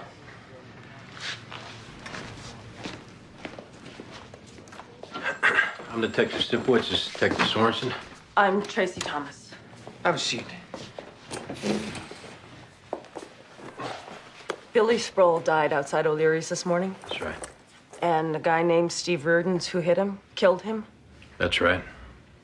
Do you know everything about what happened between those two at the Town Lounge, the bar they were at before O'Leary's? Why don't you just tell us? I was at the Town Lounge with my husband. And this Steve, who I don't know, he's at the bar with friends and he's getting loud. And one of the things he was getting loud about is the nigger who killed his brother that morning. And my husband, We were the only black people in this place. So I calmed him down, and I asked for the check. But Billy, who I do kind of know, he goes over to Steve, and he asks him to show a little respect for the people at the bar, meaning us. Steve goes off on Billy. Did they fight? No. Billy leaves, and Steve, his face was red. He was so angry. And he said he was gonna kill Billy if he ever saw him again. I heard it. And so did my husband. But he doesn't want to get involved. He doesn't even know I'm here. Steve used those words specifically. If I ever see that asshole again, I'll kill him.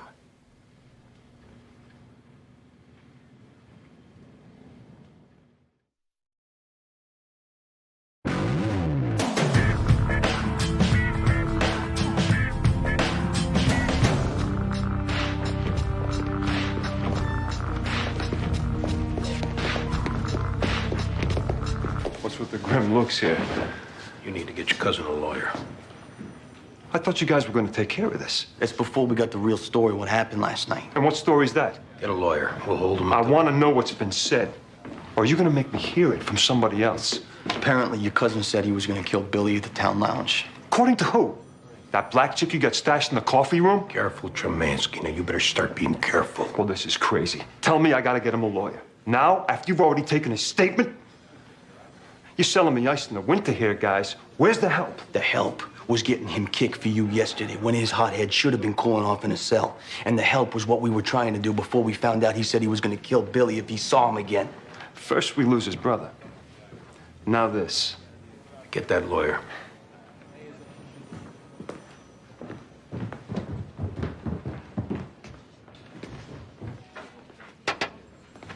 Listen, boss, I don't want you to take this the wrong way, but something keeps bothering me about that knife. Diane. It's not a bushwhacker's knife. It's a fillet knife. So happens there's a fancy kitchen store a block from the Antique Mart. I went down there, and 2 days ago, they sold one exactly like it to Mrs. Bass. She charged it. You're implying she cut herself? Greg and Baldwin, are they getting anywhere with suspects from the security tapes? I'm not going to approach Cat and Bass on this, based just off what you're giving me. Then let me go talk to her. Are you sure we want to do this? Could kick off a dust storm might not be good for anyone. Boss, if this wasn't a captain's wife, would we even be having this conversation? Would you be telling me not to go re-interview the victim? Okay. Go talk to her.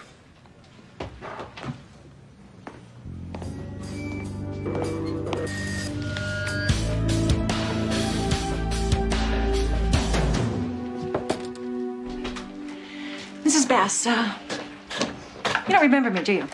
You're the detective who came yesterday to ask me questions. I mean, we've met before that. 10 years ago, when you were injured in the fire, I was one of the policewomen assigned to you at the hospital. Oh. I was hoping we could talk about what happened yesterday. I've already told you everything. You said when you came in on the man who was robbing your store that he pulled out a knife. Yes, the one he used to stab me in the arm. Do you own a knife like that at home? A 6-inch filleting knife with a mother-of-pearl handle? No, my knives have black handles. Okay. That's a receipt from the DeVille Wynn store for a knife you bought the day before you were attacked. I don't understand. Mrs. Bass, this knife is identical to the one you were stabbed in the left arm with. You're right-handed, aren't you? Does my husband know you're down here asking me these kinds of questions? Your story doesn't add up, Mrs. Bass. We've checked out everyone who entered and exited that building yesterday that fits the description you gave us. None of them robbed and attacked you. How do you know that? Because your husband's got detectives working round the clock trying to find who did. And he's going to have them keep on working and taking in innocent people for questioning. But they're not going to find anyone, are they? No, I suppose they're not. Why did you do it? I just wanted him to see me, to pay attention to me.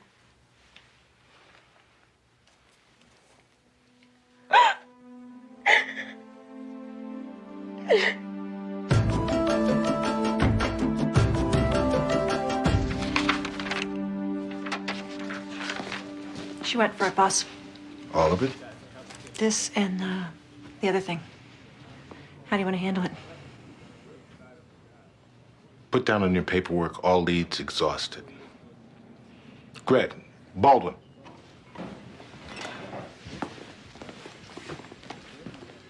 You can cut loose that ex-employee. How come? Diane's closing out the case. All leads exhausted. Boss, we haven't gone through all the videos yet. Greg. You're not going to see anything on that video. Well, boss, that ex-employee Napoleon, when we picked him up, he resisted. Put that bruise there on Greg. You want to collar him on that? Nah, we can cut him loose. Here comes Captain Bess.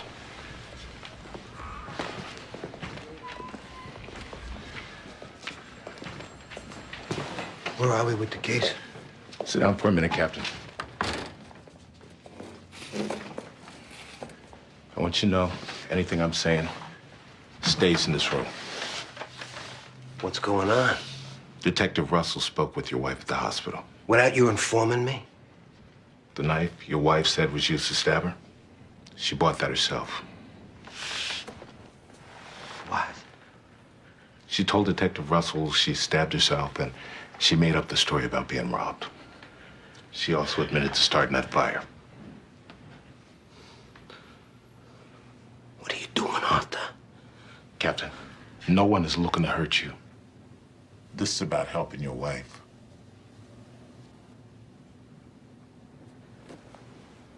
You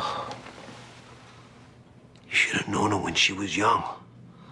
She was beautiful, sophisticated, and she was in love with me, a cop. She always said I made her feel safe. Now, She needs your help.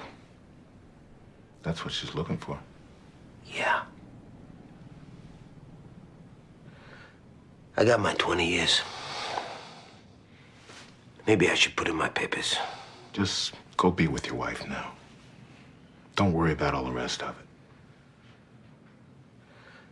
I owe you. No. No, you don't. People always said you were a natural leader, and that you always put your people ahead of yourself. Now I know how they feel.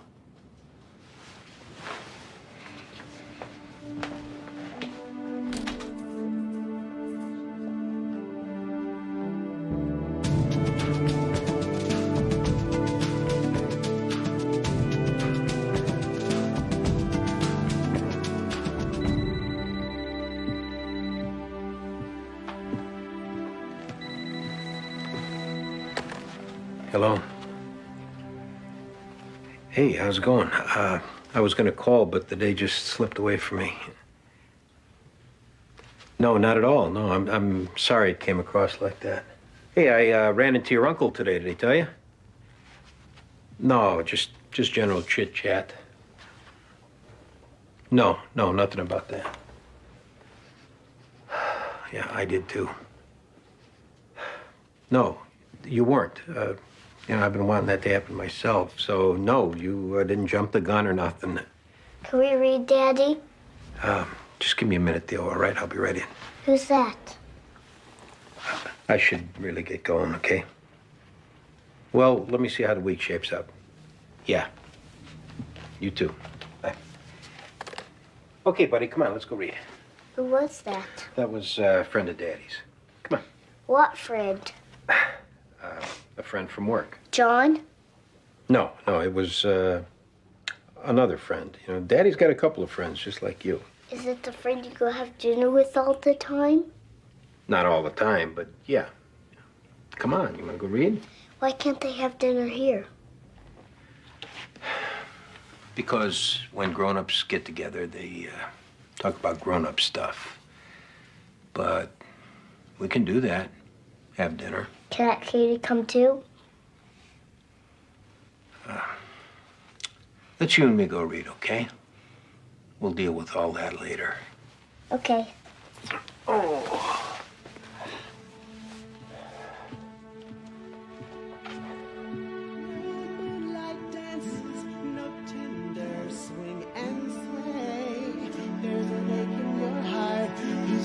She's away, but you could be happy, and it's worth waiting for. when she's back in your arms once more.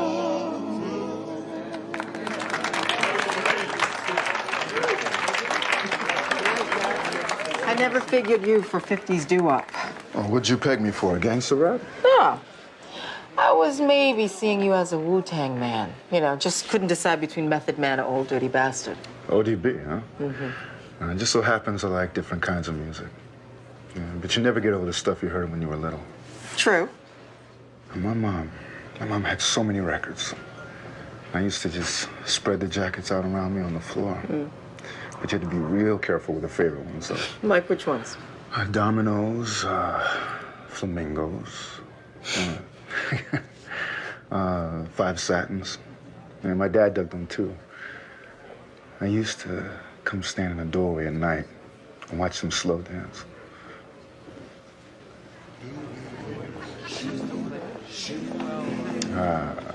Stiller than that. I've heard this once or twice. I can't figure you out. Do you need to?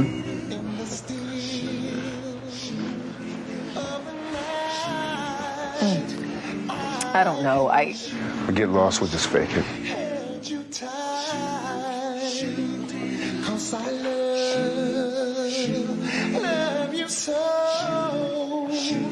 Promise I'll never let you go in the still of the night. In the still of the night.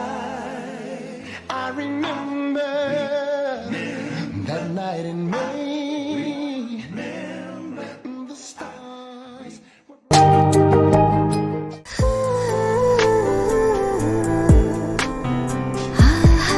আপনি কিন্তু দেখতে যথেষ্ট সুন্দরী একজন মানুষ, দেখতে বেশ romantic, যেন শেক্সপিয়ারের নাটকের কোনো নায়িকার মতো। ভেবেছিলাম, কিন্তু আপনি তো পুরোটাই মর্মান্তিক। যে কোনো মানুষ আপনাকে দেখে মর্মাহত হতে পারে।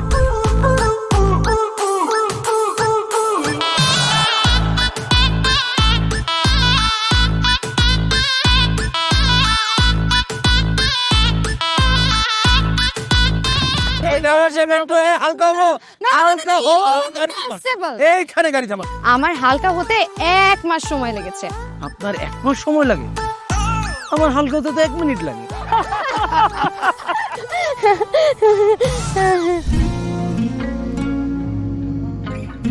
আমার কাছে মনে হয় জীবনসঙ্গী এমন হওয়া উচিত যার সাথে আপনি প্রতিটা মুহূর্ত উপভোগ করতে পারবেন, সারাক্ষণ খুনসুটিতে মেতে থাকতে পারবেন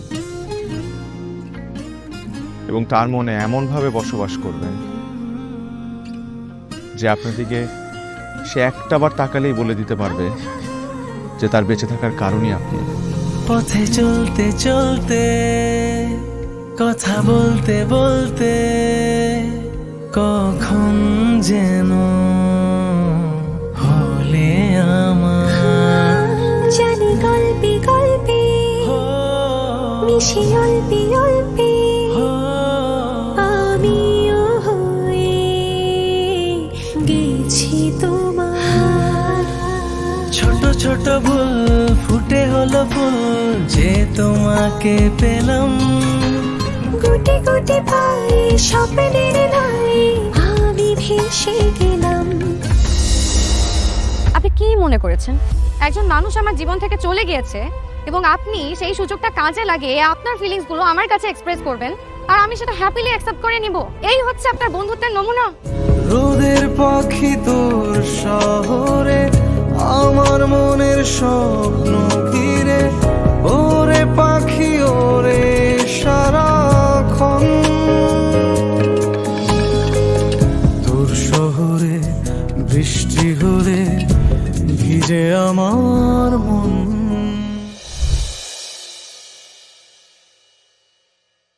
Khủng ấy, sao với 35 mà vẫn còn tận 48 máu. Sự anh ấy sự kinh khủng đeo ấy.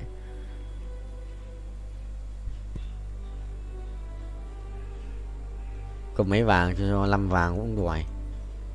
Rồi xong.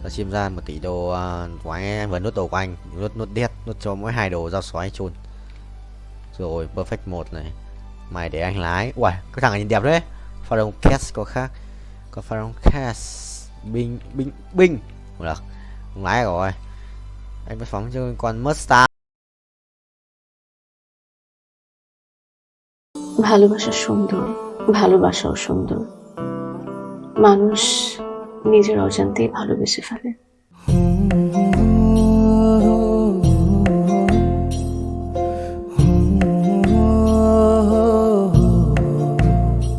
আমারও মনে হয় কি জানেন, আপনার মতো জানাশোনা কাউকে না আমার বিয়ে করা উচিত। এটা কি উপলক্ষে? ম্যাডাম, ফুলটা গ্রহণ করুন, তারপরে বলতেছি। ভোটার আইডি কার্ডে যার স্বাক্ষরের জায়গায় টিপসই দেয়, এখানে কেউ ডাক্তার। এই দুইজনের মধ্যে যে আগে ম্যাডামের মন জয় করতে পারবে, ম্যাডাম তার। একদিন না দেখলে তোমায় বন্ধু আন্ধার লাগে সব, তোমার এই প্রেমে এমনই টান। রুগীদের তো ডক্টরের কাছে আসলে ব্যথা কমে যায়, আপনি তো উল্টো হলো কেন? আপনি কি উল্টা? তোমায় ছাড়িয়া যাব মরিয়া, তোমায় ছাড়িয়া যাব মরিয়া, যেও না বন্ধু আমার, ভুলিয়া। আমার মনে হয় আমার সমস্যা কপালে। ম্যাডাম আমার কপালে নেই, আমার কপালে আছে দাগ।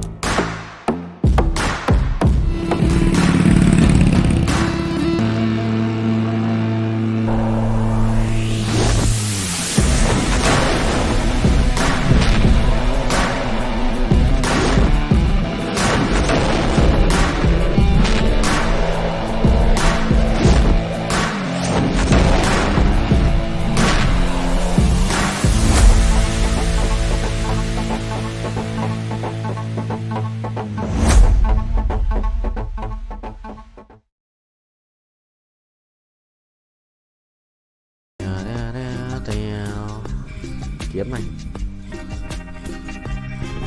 Đấy.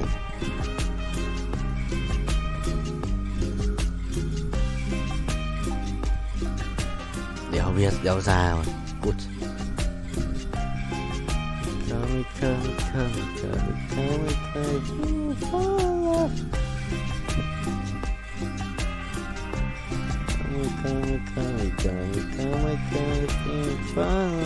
Rồi 2 Sony nữa để có sống nổi không? Là anh với tôi muốn được lại gần em thôi, cần là mình đi chơi nhé. Yanduki cho thải bình Mimic Poison. Perfect à? Thế là phun đất mình không thấy luôn. Đây trái tim của ai em môi mềm và môi em để đi đón em. Chuyện một mình anh nghe. Thắng Guardian này thì binh hay Guardian không cây cân được không? Guardian cùng nào đánh đéo chôn búa. Rồi thấy quay trở lại rồi, zone 3 nữa là xong. Ô tiền tao đâu? Đánh đồng đánh giết người luôn, rơi tiền vào tiền tao đâu? Mấy trôn không? C2 này. Mày đi. Tao đồ. Ít đồ, trận này hơi ít đồ thật. Có mi ổn không? Bay ổn không vậy? Thấy ổn không? Thể lái. Ô kìa, ổn không vậy? Có gì nhất. Đây có gì nhất chỉnh được nha. Có gì nhất thực sự một chút binh chi linh nha. Mà không là chơi không gì nhất nha, chơi không gì thứ ba đâu. Trông nóng. Đường chơi nóng. Sắp được nữa rồi này. Cô gái tình mình gặp hàng hai. Hàng ngày cheating này, hàng ngày sự. Ô cái gì đấy? Origin, 2 Origin này, 2 con panda với cả parrot, phải đây không? Không phải em ơi, nó mở mắt. Từ phải con đấy đâu, con chơi lên rồi rồi. Đéo phải, nó mở map 4 rồi. Map 4. Thua này. Vẫn thua nhà này nữa mà. Counter phải không?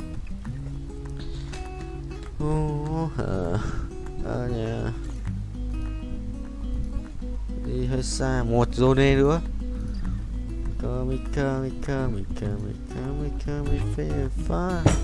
À, điện thoại.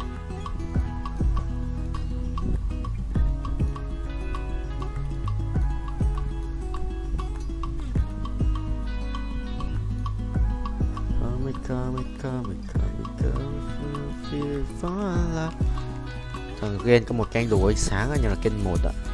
Sự tiếc ấy, một sự đáng tiếc ấy. Rồi tự xoay đi em ơi.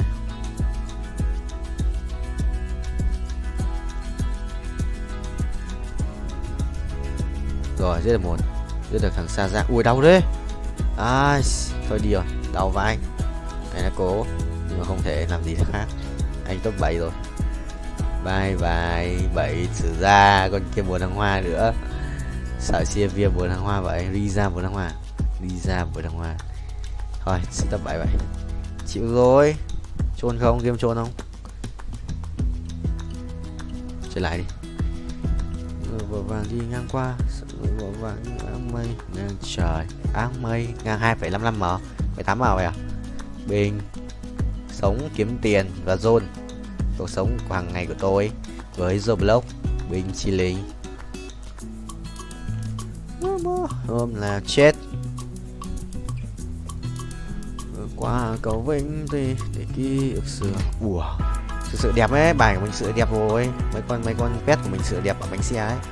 Được lâu nhưng mình không nói lên lời.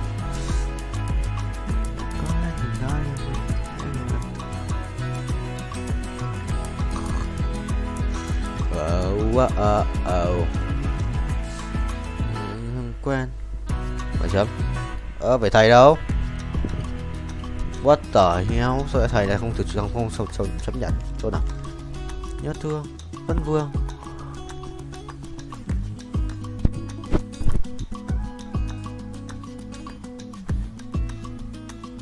Chôn mà mới một vệ chôn liết.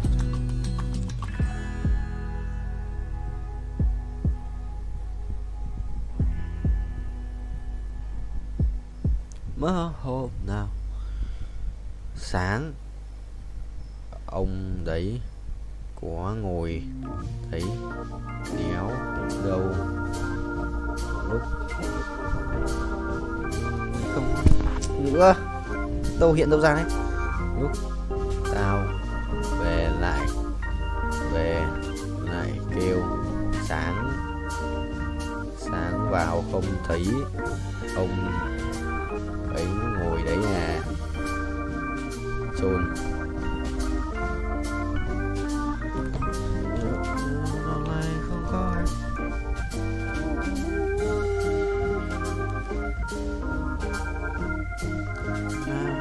Bình còn nữa chưa?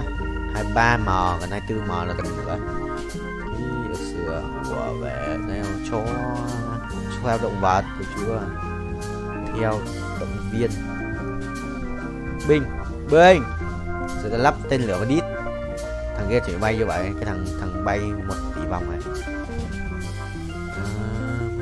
Bây giờ anh đang có 70 triệu. Về kia quanh bay 1 triệu vòng, 200 vòng nhỉ? Đi chơi mấy hơn 200 vòng mà. Tình nhưng không rõ đâu là đúng sai. Có lúc em chuyện rồi, anh có em tìm để tìm hiểu đó tới.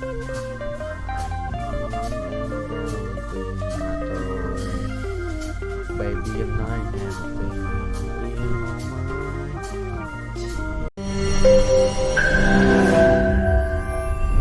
তোমাকে 15 লাখ টাকাই দিতে হবে। তুমি যদি দিতে না পারো তোমার বাবাকে কল দাও।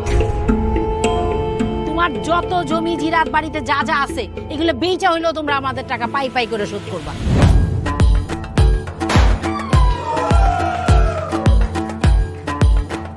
একটা ব্যাপার কি খেয়াল করছো? শহরে কিন্তু 2টা রূপ, রাতের এক রূপ, দিনের আর এক। বেঁধেছি ঘর হৃদয়ের পর, গাঢ় সবুজ ওই গহীন বনে। আরে ব্রো, সবসময় চিল থাকতে হবে, কিচ্ছু মাথায় নেওয়া যাবে না। ভালোবাসা হচ্ছে একজন আরেকজনের উপর ভরসা করে, একজন আরেকজনের হাতের উপর হাত রেখে এই জীবনটা কাটিয়ে দেয়। কিছু মানুষ এই রাত জেগে থাকে আর টাকার বিনিময়ে সুখ খুঁজে। বসুন। এখন তো সিরিয়াস হওয়া উচিত, তাই না? আমি তো কোথাও যাচ্ছি না পার্টি করতে, তুমি কেন যাচ্ছ? কেন বন্ধ করতে পারতেছো না বলো তো?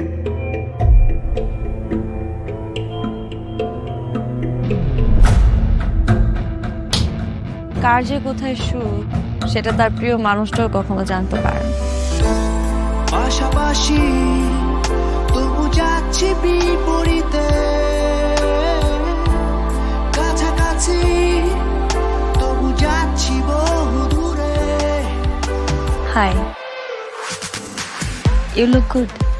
Thank you.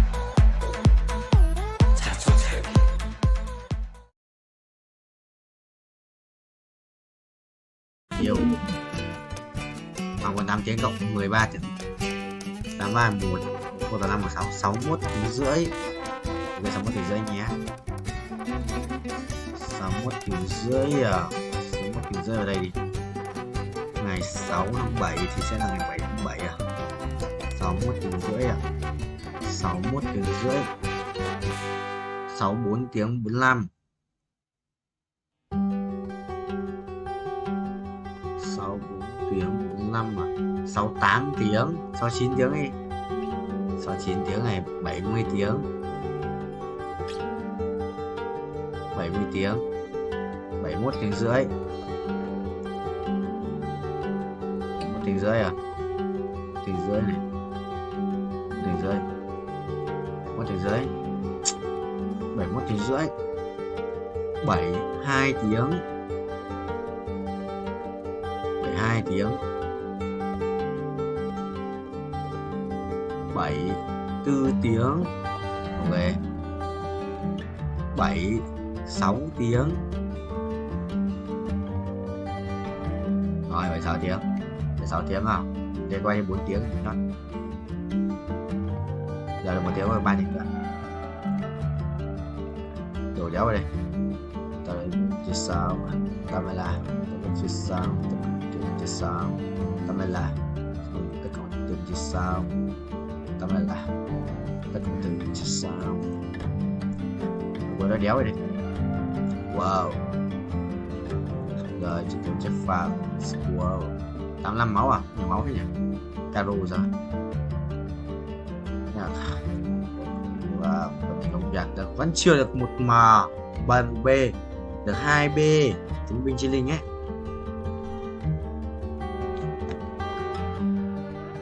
Hai B một binh chi linh của người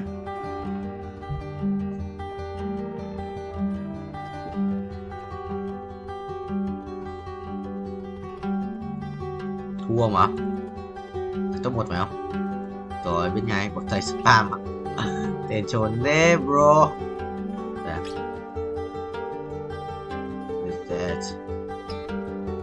Chiều chuẩn đấy.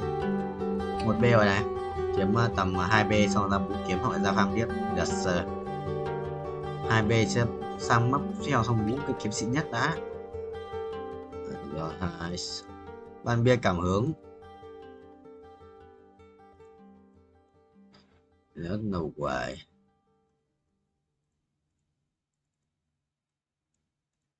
Đấy, thế này đi. Đéo có gì đâu, nhét thẳng lên. Đéo có gì nhét lên đi chứ. 1B, 1,2B à? Căng. Đến giờ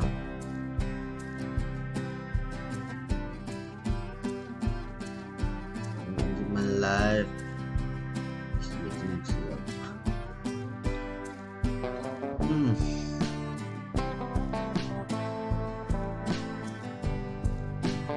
gì tí mụn.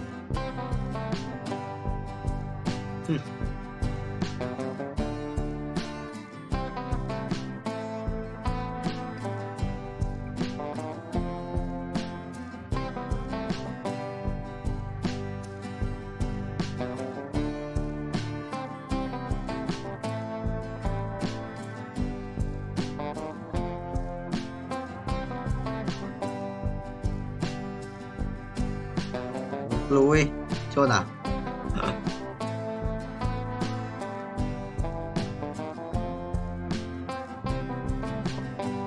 New thua 61 máu, dám ra block lùi không sợ, gỗ nổi ta để lại.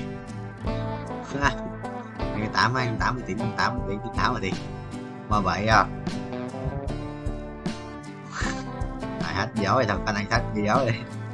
Dập sàn nhóm việc làm, ăn dập sàn nhóm việc làm.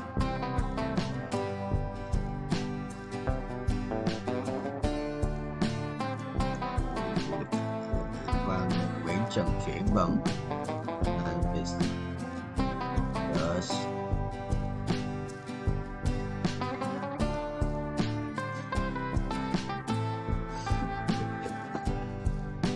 Rồi cái tóc quá, chuyển khách chứ là vấn đề. Cút, mày nhót đánh caro điên mà, Euro xếp máu điên, nguy hiểm. M9 nào, 2M cho bố, 2M rồi, lên thẳng, trốn nhá, trên hạ này, bye bye broccoli, yes, mà phải đủ tiền không? Mời đủ tiền cái này không? Yes, quả 6 ạ, phí nhót, phí hết tiền. Rồi thăm lại rồi, thăm một phí, giáo con nào lấy á. Xin giáo quá thằng 69 máu trơn tao đồ tanh nhá broccoli.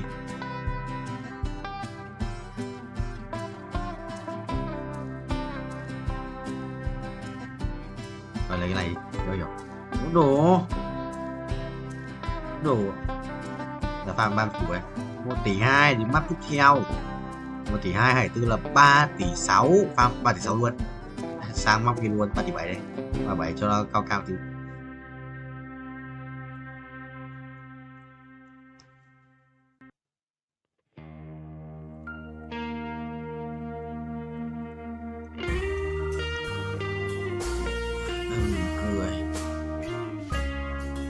Cười chuồn đấy.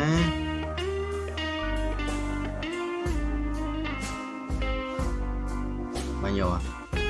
58 54.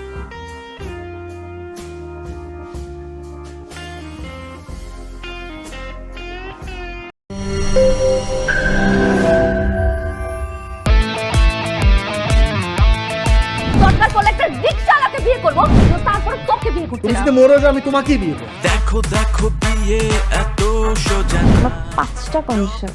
কয়টা? 5টা। আমি JD Safayet রমরাজন sir এটা তো voter ID card sir. বাড়িতেই করবেন নাকি হোটেলে? না না আপনি যেমনটা ভাবছেন বিষয়টা তা না আসলে। হ্যাঁ আপনি তো করবেন। তোমাকে দিয়ে হবে না আমি জানতাম, শুধু শুধু সময় নষ্ট করো না। ভাই আপনি তো অনন্ত জলিল না যে অসম্ভবকে সম্ভব করে আপনার কাজ। জিমি কি হচ্ছে? আচ্ছা আঙ্গের একদম ভইরা দিমু যাচ্ছে সব বাইট কর। শর্ত বিয়ে বিয়ে শর্ত বিয়ে বিয়ে। ভাই যে বয়সে মানুষ গার্লফ্রেন্ডের কামড় খায় সে বয়সে আপনি কুত্তার কামড় খেয়ে হাসপাতালে ভর্তি হয়েছেন।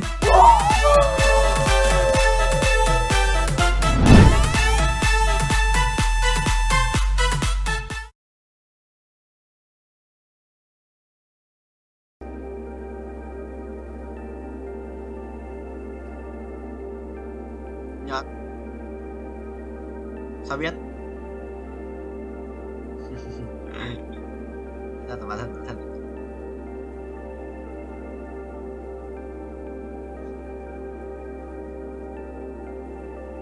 Nhớ tụi học chung.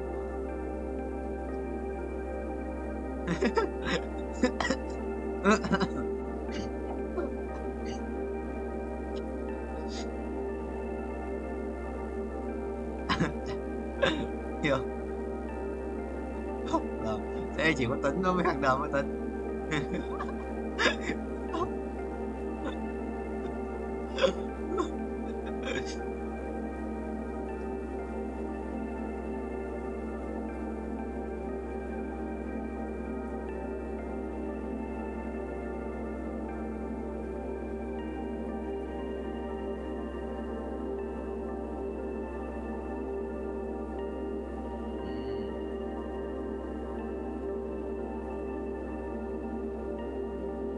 Gặp cái nào được không? Gặp cái nào được?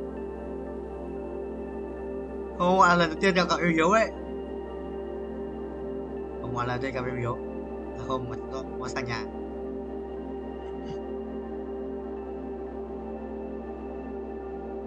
Chắc chắn không vậy? Chắc chắn không?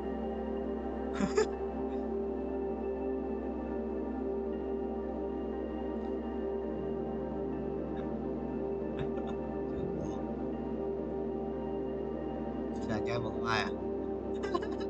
Xe kìa. Đang nhắn tin. Căng vậy, nhắn tin căng vậy thầy.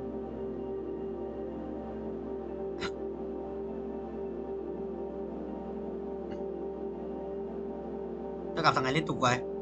Phải chấm. Nó khỏe là gặp liên tục à, cho tao.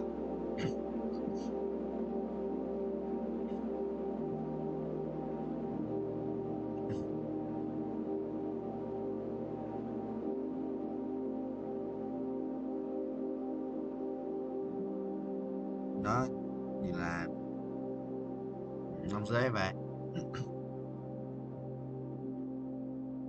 Thằng này đánh cái đéo mà cũng thua liên tục về chôn búa à? Tử thân mà.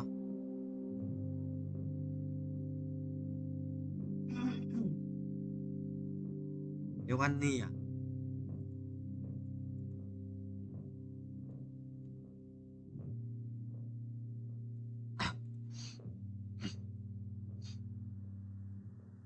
Chắc không à? Không tin. Không tin à?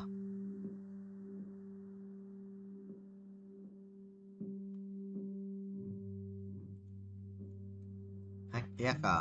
Hack tí không? Ra hack đây. Ra hack 33 tuổi hack đây. Xóa cái này, xóa cái này, xóa cái này đi. Auto mở trứng cho bố. Rồi con voi à?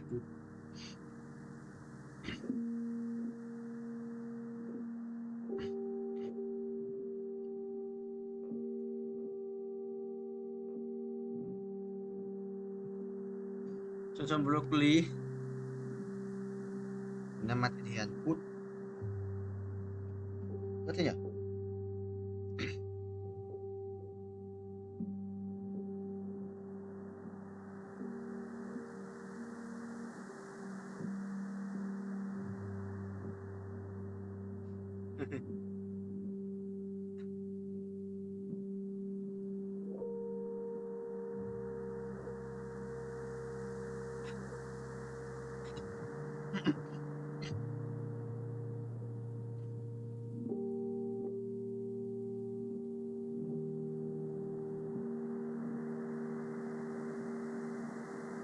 Sống tốt 5 round à? Round này xong.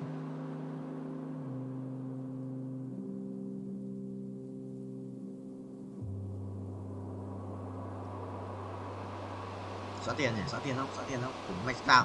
Câu 2, câu 1, câu 5, gì thua gì. Tôi dám nhót rồi.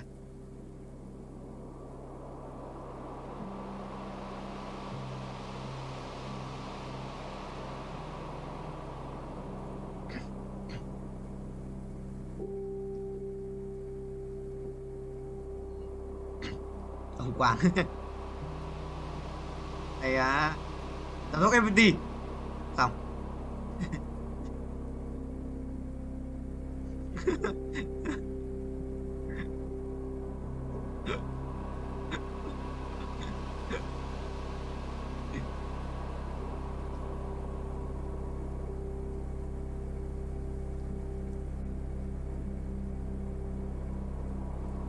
Sao gần tận 43 máu vậy?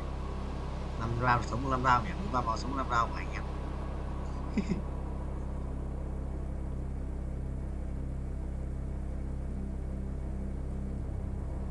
Anh nào? Anh nào? Anh nào? Anh nào? Anh nào?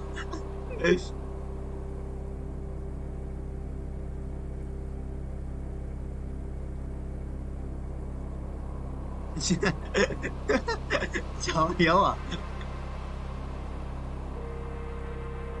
Chú Hiếu TFT.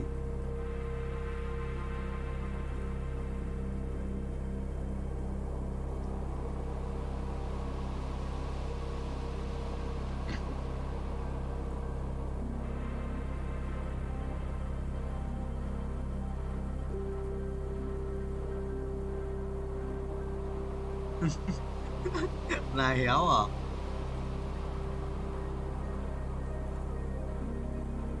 Tí giống rồi. Ôi mong.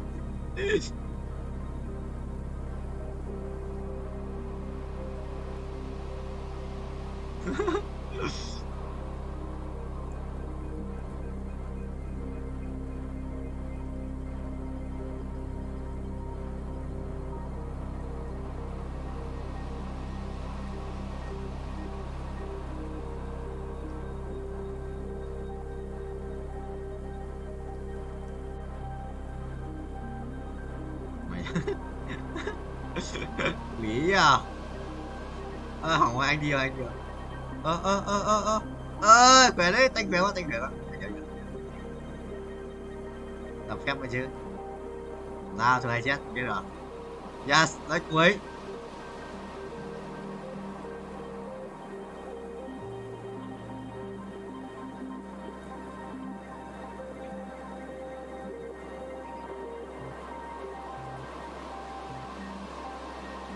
Ui, được rồi. Nhưng mà hết máu rồi. Hết rồi, hết máu rồi, chơi được, chơi kéo rồi. Hết máu rồi. Đừng bố à, nói ba là hiện tại chung bố. Ba hiện tại chung bố à. Đó, bố thì anh nổ 5 round kéo rồi. 28 5 round sống không? Không, anh thử xem có đang có cái gì à không? Cầm đi. Đúng mà xuống. Cầm đi, có chết đâu. Mày thân tay muốn ra mà mổ. Không nhặt được. Bán từ nãy rồi nó mới ra. Bữa ấy tao không xoay tao chết trước lâu rồi. Bữa ấy tao xoay tao mới đép được thêm một chút nữa ấy. Chết lâu rồi.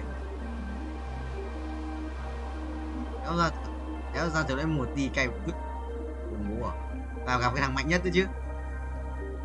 Cái thằng mạnh nhất cái sự chôn đấy.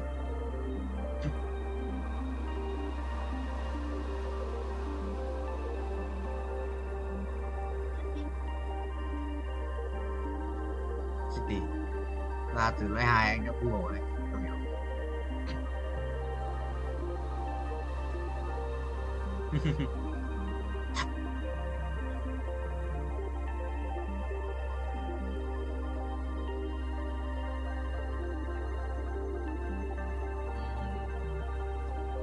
Và nó broccoli.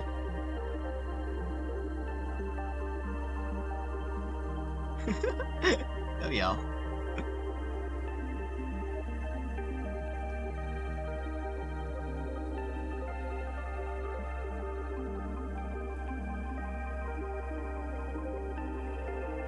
Nuốt broccoli và tận 2 round nữa, sống 2 round, sống 2 round nữa em.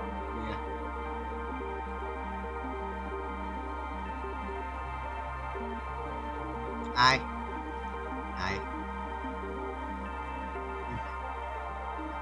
sao mày lại cười nó